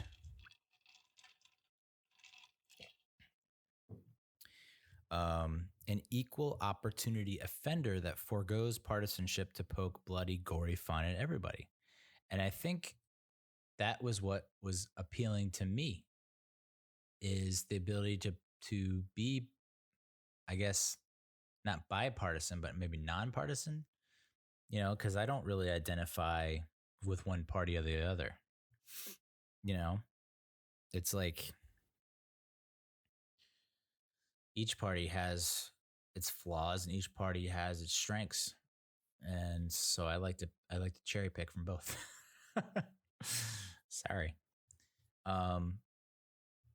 So that's what I liked most about it. It was like, it wasn't one-sided. It took shots at both sides. And I think that for some critics, that wasn't good enough.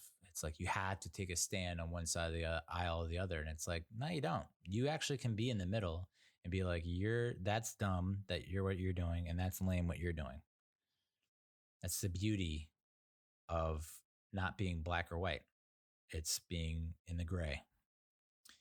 Another top critic said, this gleeful, gross-out gorefest looks as tacky and violent as its track-down plot would suggest, and lives up to certain parts of its bad reputation. It is also funny, genuinely topical, extremely shrewd, and, heaven help us, slyly wise.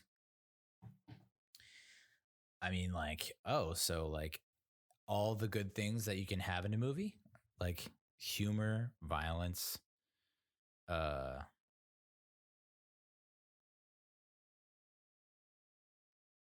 don't know.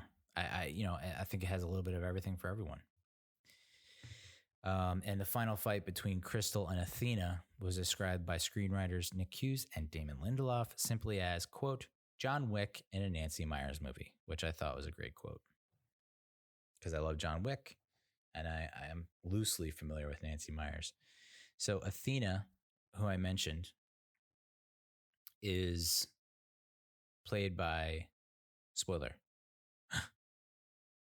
Hilary Swank, which I thought was like a great casting.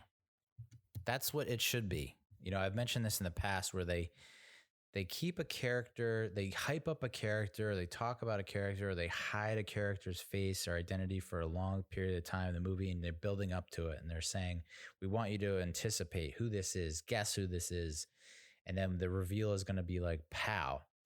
And I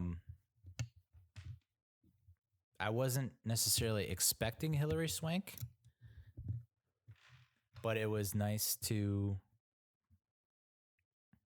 like, that was a good reveal. That was like, yeah, okay, I can see this. This makes sense in my mind. This is a great casting job. And I loved it. I wasn't like, I don't know, I'm not gonna say I was blown away, but I was just like, yep, got it. So, I don't know. I mean, it's not gonna get a sequel, but it would be nice because I think it has legs. You know, even though this gets shut down, this manor that originally they thought they were in Arkansas, it turns out they're in the middle of Croatia. You know, Gary, played by Ethan Suplee, is like he's got that fake news mentality where he's like, no, this is bullshit. Where like, these are not migrants or whatever. These are crisis actors. These are all fucking crisis actors. I see you all through this bullshit. This is all set up, da-da-da. So he has that fake news mentality.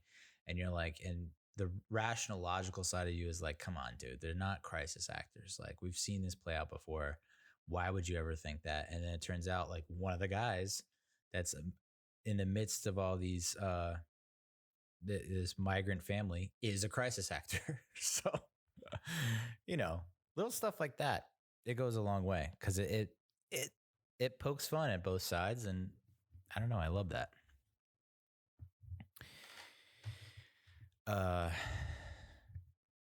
So, and I think the critics that had really negative opinions of the movie and the people who just can't embrace this movie and enjoy it, it's because it was attacking their beliefs, you know? And it felt like, okay, you're going to attack my beliefs and then you're not going to state your beliefs. It's like, yeah, you can actually do that. You don't have to have like the stance and come out with some kind of conviction at the end. Like, here's the moral of the story, or like, here's where we land on this issue. It's just like, no, this one woman played by Betty Gilpin, case of mistaken identity. They thought she was someone else that she isn't, or is she? That was an interesting little development. Like, wait, is she the person that they were supposed to be kidnapped, or was she? Is there another Crystal in Arkansas or Mississippi that was taken? So that was a nice little, you know, bit of suspense. So I liked it, but I mean, you want to talk about spoilers? The first act of this movie was so beautiful, a masterpiece in terms of storytelling, because you had Emma Roberts, you had the hot Manny from This Is Us, you had Ike Barinholtz.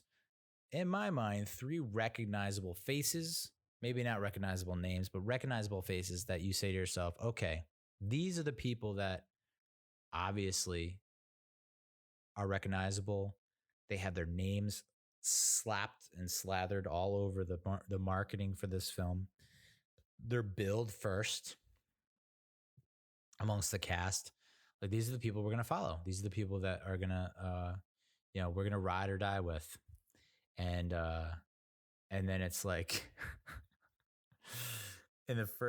when they first get to the manor where the hunt begins, Emma Roberts, like, meets up with the hot Manny from This Is Us. And it's like, okay, these two are going to be an item, and your movie watching brain, your veteran movie watching brain, is like, okay, so these are the people that we're gonna follow in this movie, and it's gonna be maybe one of them dies, but it's gonna be like emotional, and it's gonna be we're gonna invest so much in these people, and it's gonna be a third act, and maybe they die, or maybe they make it through, and love conquers all, blah blah, and then as that thought is going through your brain, Emma Roberts gets capped and she's done. And then the hot Manny from This Is Us, he's donezo after trying to save someone. Uh, he gets knocked off, and then Ike Barinholtz. You're like, okay, so I guess here's the commentary they're making. You know, tropes. They played upon tropes, right?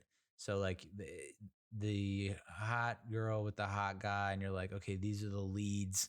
Their name is all over the marketing of the film. Like, these are the people, and then they get knocked off, and you're like, okay, I get what kind of movie it is.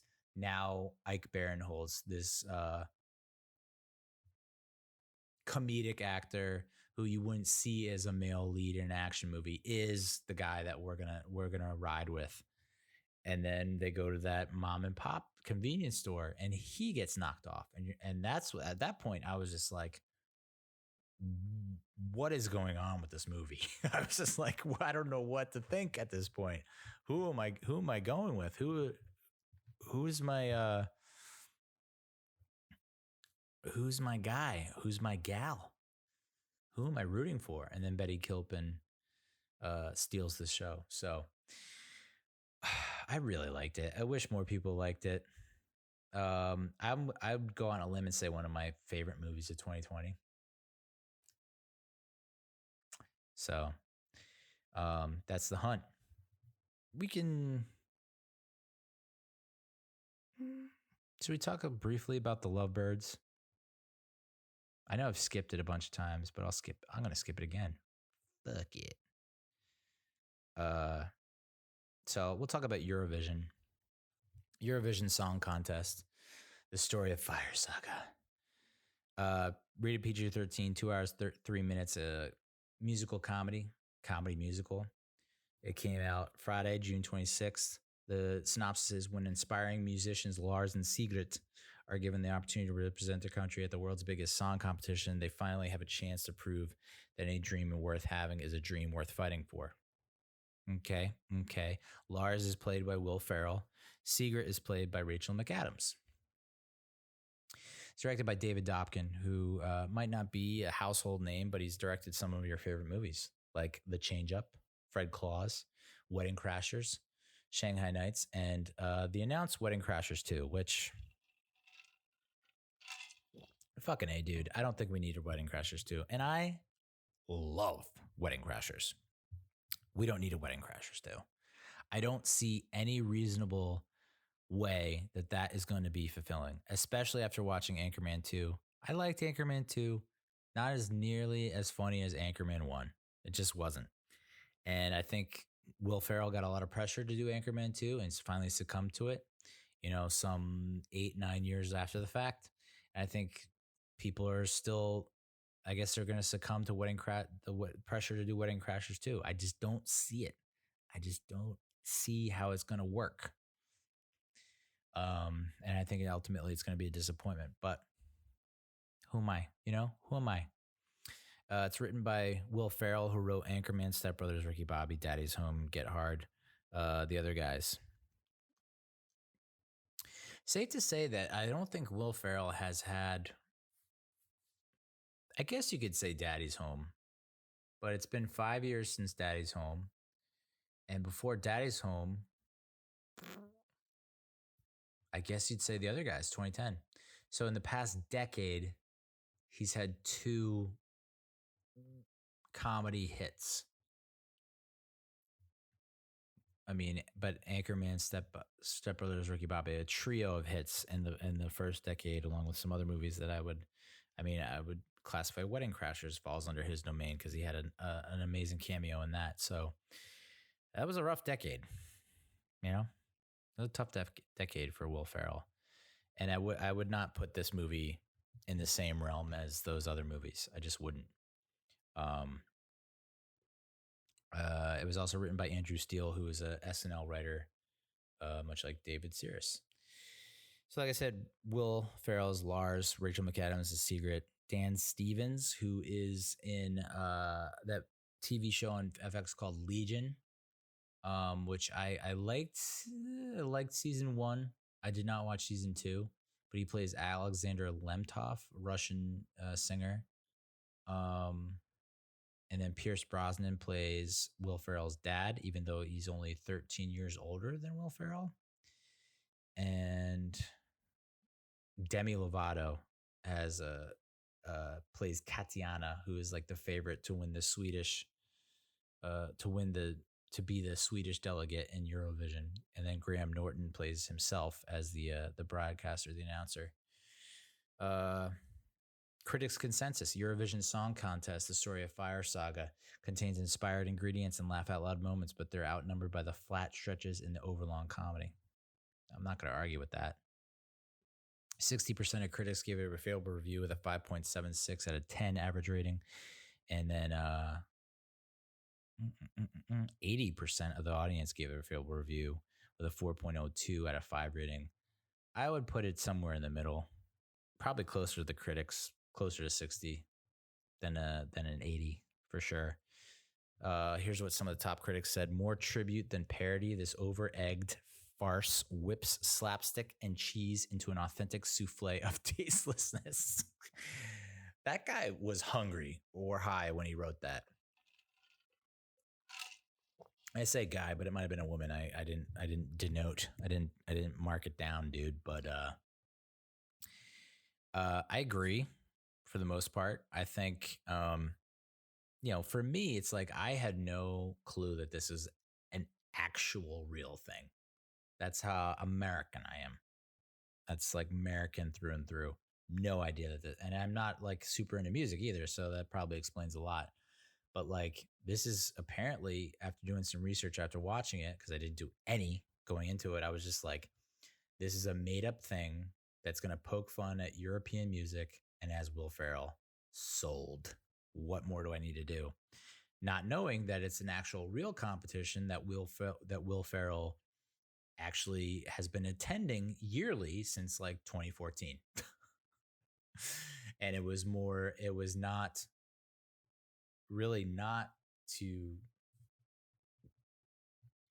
it felt like it was not so much poking fun as it was paying tribute to it. So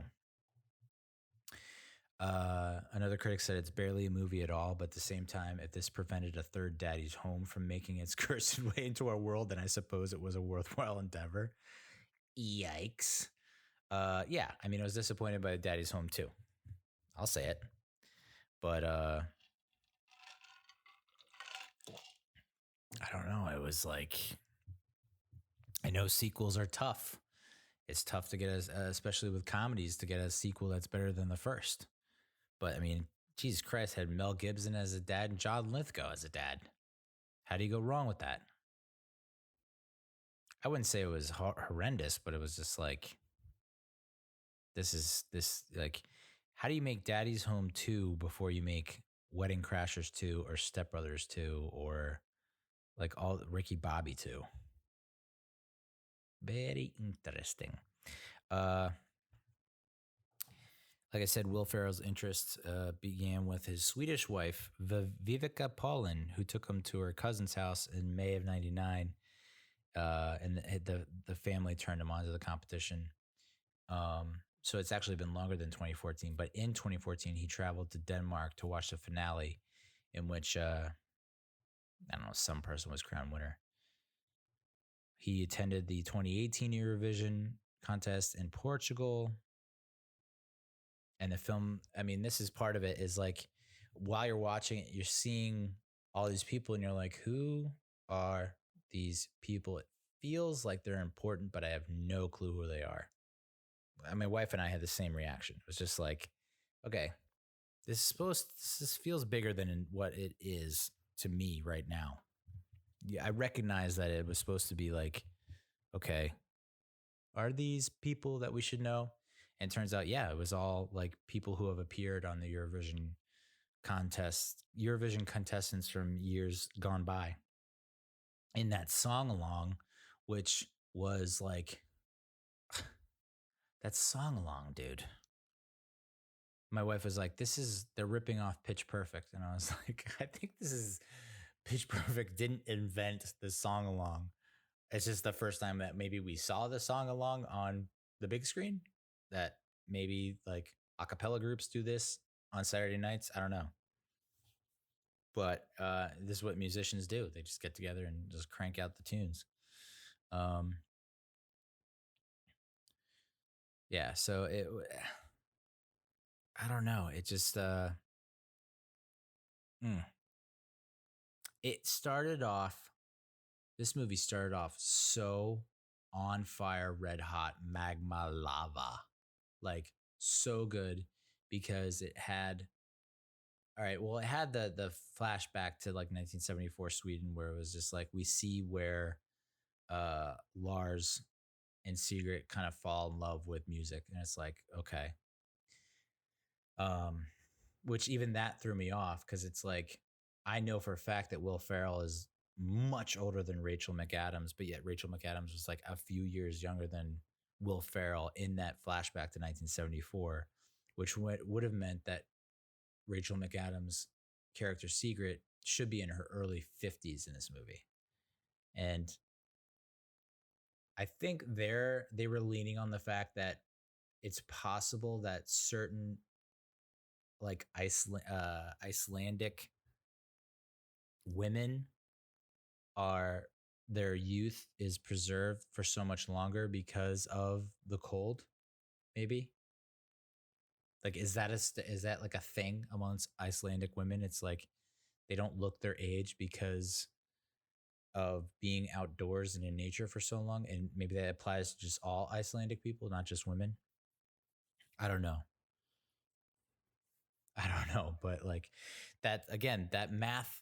Whenever there's a flashback and I have to do the math, it it cripples me. It's like I have to. I am like I cannot detach myself from that math and think like 74 to 2020, like then carry the one. It's like then he would be this age, but that would mean that she is this age. It's just bad. It's bad. Just don't even put a year on it. I get it. It's a flashback. Don't put a year on it. I can tell by the way people dress. And just give me a nice little video, like a video transition, a wipe or something, and I'll pick up on it. Just don't put a number out there. Lars and Sigrid's respective last names are Eric Song and Eric's daughter, which mean Eric's son and Eric's daughter. A running joke in the film is that Lars is not sure if his father Eric is also Sigrid's father, making them brother and sister. So that was an ongoing joke. And then, of course, like spoiler alert, the punchline at the end is that they end up being like stepbrother and stepsister. These headphones are now pointless. They don't work. So that's that. Peace out. At least with this microphone. So I don't even know if people can hear me. Cool. But from that flashback, we go to an amazing music video with Will Ferrell dressed as like a Thor-esque type Viking character with like a moon bloodgood type eyeshadow that goes across his eyes. And Rachel McAdams is in like this amazing getup and garb and whatnot. And the song is unbelievable. And like that set the tone for me. And that was like, okay, that set a very high expectation for me. That was like, this movie might be one of the best comedies of at least 2020, but of the decade of all time. And then it just kind of petered out from there. So it ended up being, it tugged at your emotional heartstrings towards the end. And I think there was more of an emotional component to it than most, Will Ferrell comedies where it's just all gags and silly. But it would have been nice if they were able to maintain that comedic tone throughout. And I mean, they tried. I mean, with Lemtov, the Russian singer played by Dan Stevens or whatever, his like Lion Love song was, emblematic of his character, and it represented his character very well. And I think there were some elements of it that were funny, but at the same time, hmm. That was another thing I didn't understand. And like, uh, I just didn't understand Eurovision Song Contest flat out. Just didn't understand it. I don't understand how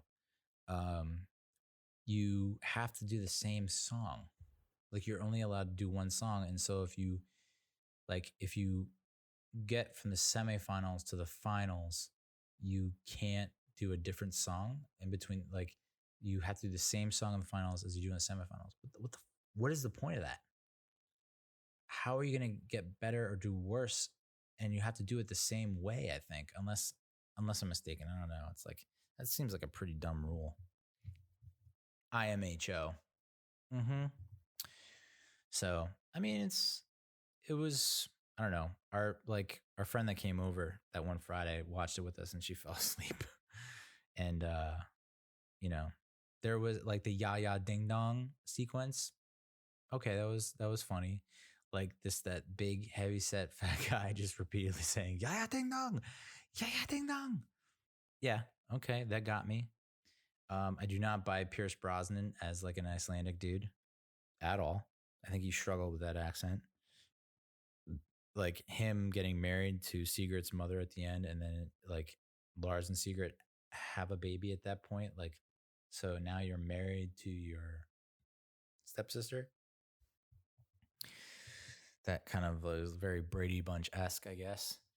But also like Will Ferrell, who's an American, shitting on the Americans that he comes across throughout the movie, and it's like, like when he goes all in on them at the end, and then they like throw up the American flag next to Will Ferrell's name. I thought that was good, but yeah, the funny jokes and they didn't really land. The funny moments, just weren't quite there. So a little bit of a disappointment, but I mean the songs were pretty good. You know, I was hoping for. I guess I was hoping for more songs though. One critic compared it to A Mighty Wind, which I haven't seen.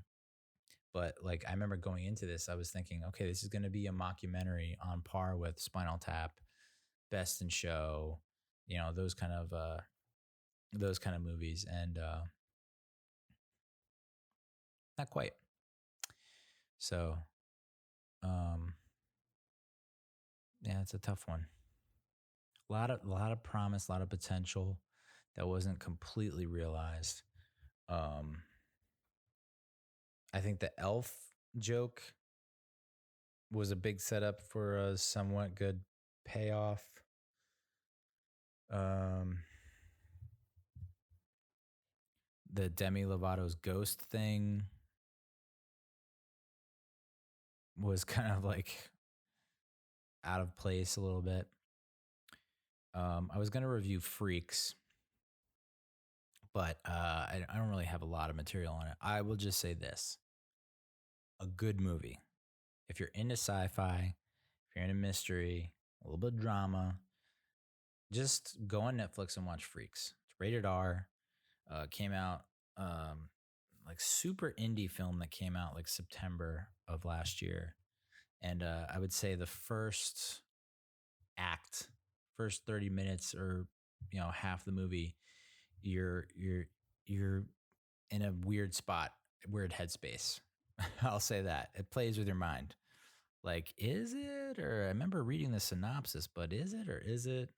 And it kind of has you on the fence, and then it all comes together in the second half. But I really liked it, and so did critics, and so did the audience. 87% of critics, 86% of the audience really liked it. So it stars Emile Hirsch, Bruce Dern, Grace Park, and the critics were hailing Lexi Kolker's performance. I guess she was 7 when she filmed the movie. So you will be uncomfortable. I will say that. If you're not uncomfortable, I don't know if we should hang out, but it's uncomfortable. But you can't turn away. You want to find out what the hell's going on. One critic called it, "There's a dollop of Stephen King and a dash of X-Men." I mean, that's a pretty good combo right there.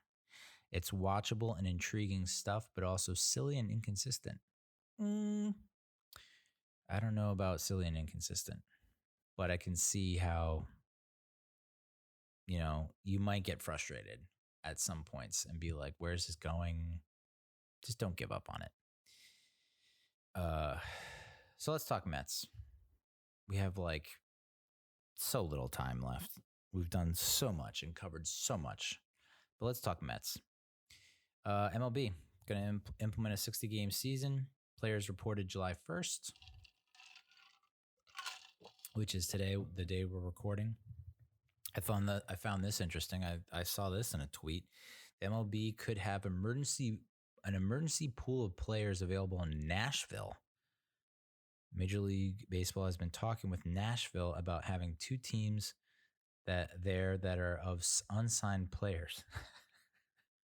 This is turning into like it's like an apocalypse movie or something like that. Like reserves, like we've gone through all enlisted and now we're looking to enlist citizens, just pick them up off the street. But, not to make light of COVID, but holy shit, man, this is where we're at. We're going to designate a city that we're going to just keep players that can just like hop in and play baseball. These players would serve as an emergency pool and would make $400 a week, which is like less than unemployment. Oh boy. What the hell? Major League Baseball teams would have to pay a fee to Nashville to sign one of these players. Why Nashville? I don't really know, because Nashville hasn't really been on lockdown or quarantine as far as I know, unless I'm completely mistaken. Like, is Nashville just immune? There's just something in the water there. But why Nashville? So interesting. Mets owners reportedly motivated to sell the team by the end of the year. So the Wilpons want to sell, or apparently have to sell by the end of 2020.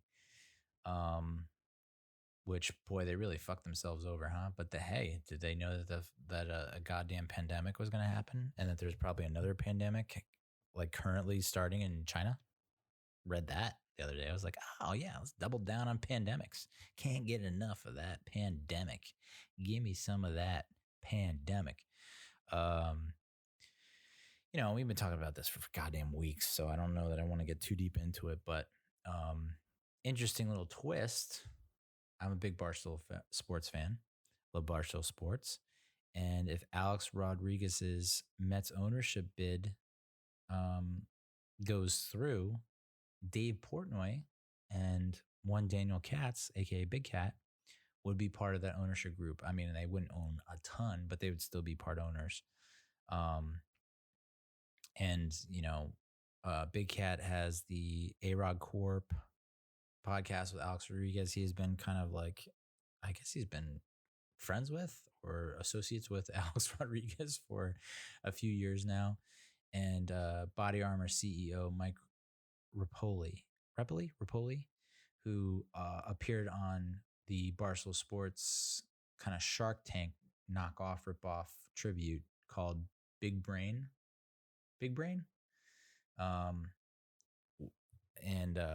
So that's where the Dave Portnoy connection comes in. So Dave Portnoy and Big Cat can be owners of the Mets. What a world. And yet KFC is left in the dust. Which he said repeatedly, like he doesn't mind. He doesn't care that, like, if we win a World Series with Dave Portnoy and Big Cat as owner and him not as owner, it's like anyone but the Wilpons. And I have to agree. And even I just read recently, Steve Cohen is now back in the mix, and he's not going to be as aggressive with his bid. He will make a bid, but will not be as aggressive. I mean, I hope the Wilpons just get absolutely raked with this deal. Which just like they really screwed over this team. So, I mean, it's safe to say almost any owner is better than those owners. Happy Bobby Bonilla Day with like 15 minutes left in the day, as we record on July 1st, and I've embraced it. A lot of like Mets haters, people that don't like the Mets, Phillies fans, whatever, just like rub it in our face, and it's just like, I don't know, it's kind of cool, you know. Bobby Bonilla was actually like one of my favorite players, even though like he just came off as this like arrogant douchebag. I don't know what it was about the guy, but I rooted for him. I mean, I guess I did not like him when he was with the Pirates, but when we got him, I was like, hell yeah. And then we got him again. I was like, hell yeah. And then he didn't really do anything. And I was like, meh. And then we had to pay him $1 million for 30,000 years. And I was like, well, this kind of stinks. But now it's like I've warmed up to it, and I actually look forward to it. The Mets draft, straight up, I don't know any of these people. I know if you were like, oh, I'm so excited to hear Neal's take on the Mets draft, it's like you're not going to get a whole lot of insight. First round pick, 19th pick of the first round, Pete Crow-Armstrong, which I had a joke about kids with dashed last names, like Crow-Armstrong. Like, what if that dude meets a girl or a guy, 21st century, who also has a hyphenated last name? So it's Crow-Armstrong marries O'Doyle-Rules, like, and those two married people have a kid, and they're like, well, we're not going to pick a last name for the kid. We're going to hyphenate our last names. So it'd be Crow-Armstrong-O'Doyle-Rules. Put that on the goddamn jersey. Whew. I butchered my own joke, which is sad, but that joke was pretty old, from like years ago. I probably have the video of it that I can insert into this podcast if I had more time to edit video, but I don't, because I need to spend time with my family. That's what the therapist says. Anyway, Crow-Armstrong, he's the son of two actors. He's from California. Center fielder, signed for $3.35 million. So that's our future center fielder, I guess.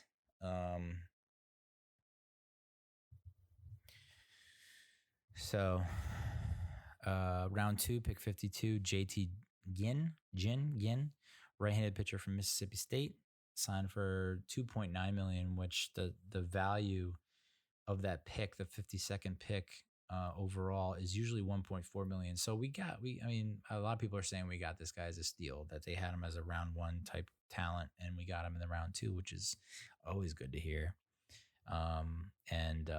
We definitely need to start bolstering our pitching, especially with Noah out. Who knows how he comes back. We can't ride this wave of excellent pitching forever. So, we had a second pick in round 2. This was 17 slots later. Another outfielder, Isaiah Green, again from California. Round 3, we saw shortstop Anthony Walters from San Diego State, which this has to be a typo. The slot value is $647,000, and he signed for $20,000. I don't. Seems like he could have negotiated something better. Round 4, pick 120 was Matthew Dyer, a catcher from Arizona, and round 5 was Eric Orzi, a right-handed pitcher from Nolans. And then we signed 6 undrafted free agents, 4 right-handed pitchers and 2 outfielders. So you can kind of see what's going on here. It's a shit ton of right-handed pitchers and outfielders with one infielder. So it's you can kind of see where the priority is. They've heard our demands, they've heard our calls. We need to go outfield. With Yo probably slotting in as the DH and not seeing much time in the outfield, with Conforto's future up in the air, with Nimmo possibly, who knows what happens with his injury coming back. JD Davis, not an outfielder, more of an infielder. Our infield's pretty set.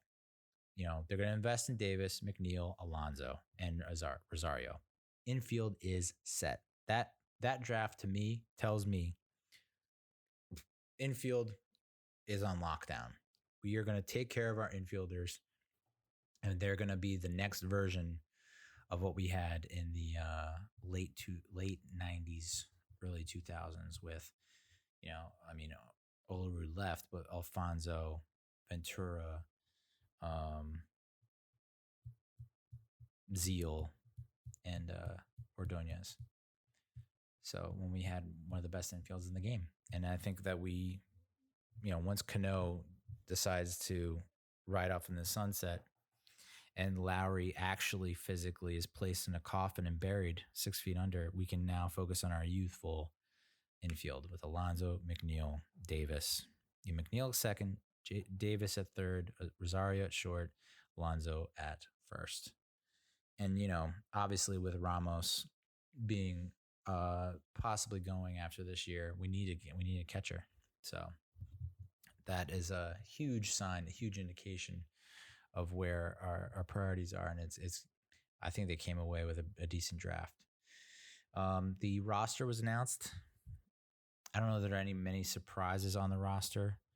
But there are the four-ish prospects that I had mentioned in a previous video of the four prospects. I think they're on this list. I know that Peterson was one of the guys. I mean, we have a shit ton of infielders. There's no doubt about it. And we just so Yo looks like he's probably ready or close to ready to be our DH. Conforto in the outfield, we have Conforto, Nimmo, and Marisnik. I would not put Yo out there in the outfield. I would have him slot him in at DH. Conforto in right, Nimmo in left, and then Marisnik in center. Yeah. There's a guy, his name is Jonas Y, and I know I'm going to get fucking lambasted for this, but who gives a shit? Jonas Y Farkas. That is one hell of a name. Jones Y. He's apparently on the 60-man roster.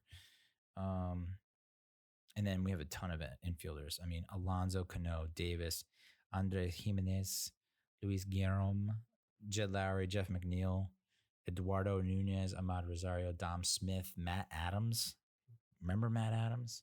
And then we actually, going back to the outfield, we just signed Melky Cabrera.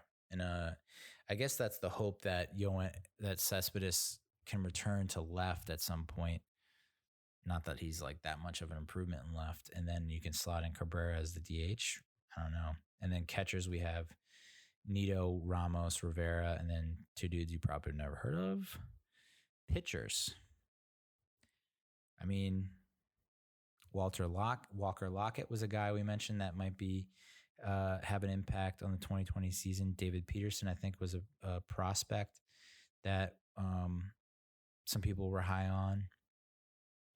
But that's a good crew right there. Stroman, Waka, Wilson, I guess Jacob Rom, if he gets his act together, Rick Porcello, Steven Matz, Seth Lugo, Walker Lockett, Gesellman, Familia, Diaz, DeGrom, Bratch, Betances, Bachelor. So if you can get like that starting 5 or 6, depending on how you want to approach it, with that bullpen, I like our chances. So that's the Mets. Sorry, I don't have more, but I just want the season to start. Like, let's just get going. 60. I don't understand how they landed on 60 games, to be honest. I was talking about this with my father-in-law on Father's Day. It was just like, first of all, the season's too long. 162 is too long. 100 is damn near perfect. 82 would be, I think no one's going to argue with you if you have 82 or 81 goddamn baseball games. NBA has 80-ish games. NHL has 80-ish games. That to me is like the limit, the upper limit. And baseball does twice that. If you started baseball Memorial Day weekend, I mean, attendance through the roof, viewership through the roof. You've it's just like you're celebrating troops. Those who have lost their lives would be a huge emotional moment to kick off Major League Baseball, America's pastime, and then play through Labor Day. 100 games. So 100 days of summer, 100 games of baseball. The boys of summer. I mean, like, Jesus Christ, it just makes sense. And then you have the playoffs September-ish, and you're not playing October baseball. October baseball is like, no, overrated, dude. You're playing in cold weather. That's not baseball. I've played baseball in cold weather. It stinks. Fall ball is great in September. Fall ball in October stinks. You can't pitch the way you want to pitch, and hitting the ball sucks. No thanks. And I mean, I love playing football in cold weather. I mean, it ain't no thing, but like baseball in cold weather is just not. It's blasphemous. It goes against the rules of God. So I mean, maybe this 60 game season will get them to rethink some things. And I know the purists will be like, well, then how do you judge statistics and winners? And it's been 162 for so goddamn long. I don't know, what are you going to do? I mean, the NHL changes their rules like every 5 minutes. It's still a sport that has a Hall of Fame. So I don't know. So that's Mets. Maybe I'll do a little season preview next time around. All right. Let's talk Giants. We'll talk football and NFL first. I think first we'll talk NFL. Okay. The lower rows of NFL stadiums are to be used for advertising in 2020. There's been talk about pumping in fake crowd noise.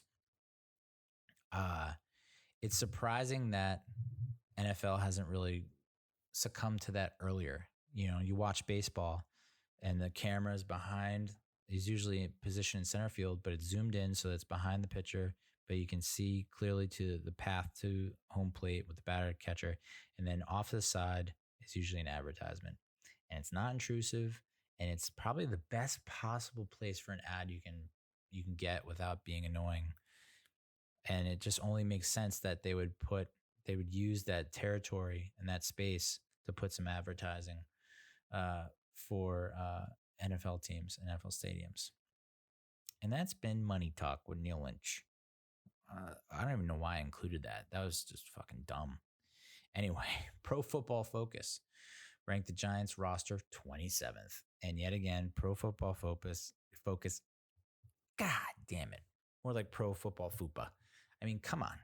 I just can't with these guys. And then they win me back. It's like they throw out this like horrific rating, and then they'll win me back with like, oh, well, actually the Giants, Daniel Jones has actually been done in a tweet. And it's like, I got to like it because I love it. Anyway, Giants roster, 27th. Their biggest strengths, according to PFF, Leonard Williams, Dexter Lawrence, yes. Dalvin Tomlinson, okay. BJ Hill, yeah. Finished with a well above average run defense grade at the interior defender position. If you move back to the linebacker position, David Mayo, the potential starter, alongside Blake Martinez, ended the 2019 season with a PFF run defense grade of 90.1. Teams are going to have trouble running up the middle against the Giants. I like to hear that. I don't like getting gouged up the middle. That stinks to me. That's like, okay, we're giving up. I remember in 2017, they were just like, when teams could just run up the middle on friggin' Ogletree, and you're just like, that's like the heart of the defense.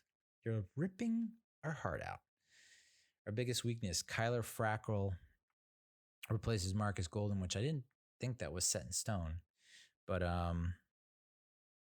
career, they mentioned that the career highs and pressures came years ago. O'Shane Zimenez and Lorenzo Carter figured to compete for the other starting edge defender job. Highest PFF pass rushing grade between them is 62.3. I mean, Zimenez was a rookie last year and played like half the snaps that someone in his position should, and still came away with 4.5 sacks, which is like the most by a rookie since BJ Hill in 2018. We have one of the worst pass rushers in the NFL. I mean, yeah, okay. I mean, Okay, fine. The X factor in 2020, the high end level play from quarterback Daniel Jones is what has drawn people in and does provide reason for cautious optimism. His carelessness with the football last season has to be acknowledged, though. Jones' 31 turnover worthy plays, ranked as the fourth most in the NFL. His imperviousness to pressure produces some spectacular plays, but also leads to those unnecessary sacks and mistakes. Okay. I mean, I don't understand why people are not seeing what we're seeing as Giants fans. We've lived through shitty quarterbacks, okay? We've lived through the bad of Eli, and we have not seen the worst of Daniel Jones, in my opinion. We've seen some bad stuff. But if the bad stuff we saw from 2019 is the worst that it's going to get, that's pretty damn good. Because Eli, as much as we like to laud Eli and praise him, he's had some really atrocious games over the course of his career. And even during his prime, even during that 2007 season, I remember that game against the Vikings when he threw like 4 picks, like 2 pick sixes or something like that. He'll have some weird off games. And I don't know that we didn't really see that from Daniel Jones last year. I don't think there was a game where it was like, man, he is playing awful. It was always, we were in the game throughout. And it was just, for one reason or another, things outside of his control, the defense just stinking overall, that put the game away. So, but what I like to see is that Daniel Jones, aka Danny Dimes, is basically now Danny Diesel. He reportedly has put on nearly 10 pounds of muscle. That's what I'm talking about. And it reminds me of when, it just reminds me of Phil Simms. And I know I'm a Phil Simms stan, but he went through the first 79, 80, 81, 82, 83. He went through the first, 4 or 5 years of his career, injury prone, injury riddled. Obviously, Jones went down last year with an injury. Eli never injured. Or if he was injured, it wasn't enough to keep him out of the starting lineup. Phil Simms went on a weight regimen to strengthen up, studied game film, and came out in an 84, led the team to the playoffs, 85 Pro Bowl, maybe? Again, went to the playoffs, 86 Super Bowl, 87. I mean, that's like, I throw that out the window because of the strike shortened season. But 88 should have been playoffs, 89 division title playoffs, Flipper Anderson 90 Super Bowl. Obviously he didn't win it, but he led them to 10-0 start. So Jones bulking up is only a good thing. He can absorb more hits, won't get as injured. He's not be as injury prone, play a full 16. Who knows what happens in that full 16. Danny Diesel. I guess we could talk briefly about friggin' this DeAndre Baker situation. 2 witnesses have went on the record to say the Giants cornerback never pulled out a gun or robbed anyone at the cookout back in May. They also said Baker didn't, quote, take anything from anyone at the party, at least to their knowledge. It's like befuddling. This is like the Bubba Wallace thing, the Bubba Wallace version of for DeAndre Baker. Like, how is it this unclear? There are so many people at the goddamn cookout. You would know if someone took out a gun, brandished it, and threatened to shoot someone and ordered someone else to shoot like a person that came into the party and took Rolexes and all this bullshit. Like, how does that happen on the down low and no one knows about it? Leads me to believe if someone's getting paid off or someone has like a personal vendetta against Baker, it's just like, that's just beyond my comprehension. So, but that same lawyer who's been speaking on behalf of Baker has said that this has served as a wake-up call for him, which I'm all for that because he needed one. He obviously didn't get it last year. And so I think this combined with the hopefully Joe Judge's tutelage and guidance will put him on the right path. And we'll finish up with 5 under the radar Giants who could have a big impact in the 2020 season. This is from Giants Wire's Dan Benton. He starts off with defensive lineman R.J. McIntosh, which honestly, I was like, I don't see this guy as part of our future at all. I think there's so many better defensive linemen in the mix that he gets lost in the mix. And maybe that's turns out to be a good thing. Like he's under the radar, flies under the radar, and people don't pay attention to him. And that he provides that depth. I forget who put it out here, but like someone ranked the Giants as the 11th thinnest roster, that saying that we don't have depth. And I think if you go judge by last year, okay. But I think if you give that same crew another year of experience and you've added to it, especially in the secondary, um, I respectfully disagree. So RJ McIntosh, you would say, what? Like, get the fuck, like, already this list is null and void. But he points out that the second half of last season, RJ finished the year with 15 tackles and 2 sacks on just 114 defensive snaps, which is not a lot of snaps, but it's, I think it's better than no tackles and no sacks, I guess, being somewhat productive. So, we'll see, especially with the Giants bringing in what's his face from Tennessee. We'll see what kind of playing time RJ gets moving forward. Second player who's under the radar, not so much under the radar for Giants fans, and I think I just hit on this when talking about the PFF ranking. O'Shane Ximines, outside linebacker, 503 defensive snap, which is 45% of the total snaps. In that limited role, he recorded 25 tackles, 4.5 sacks, which was 1 sack off the pace for the Giants rookie record held by BJ Hill, who had 5.5 in 2018, which that stat alone is weird too. But you have to remember that sacks weren't a statistic when LT was a rookie in 81.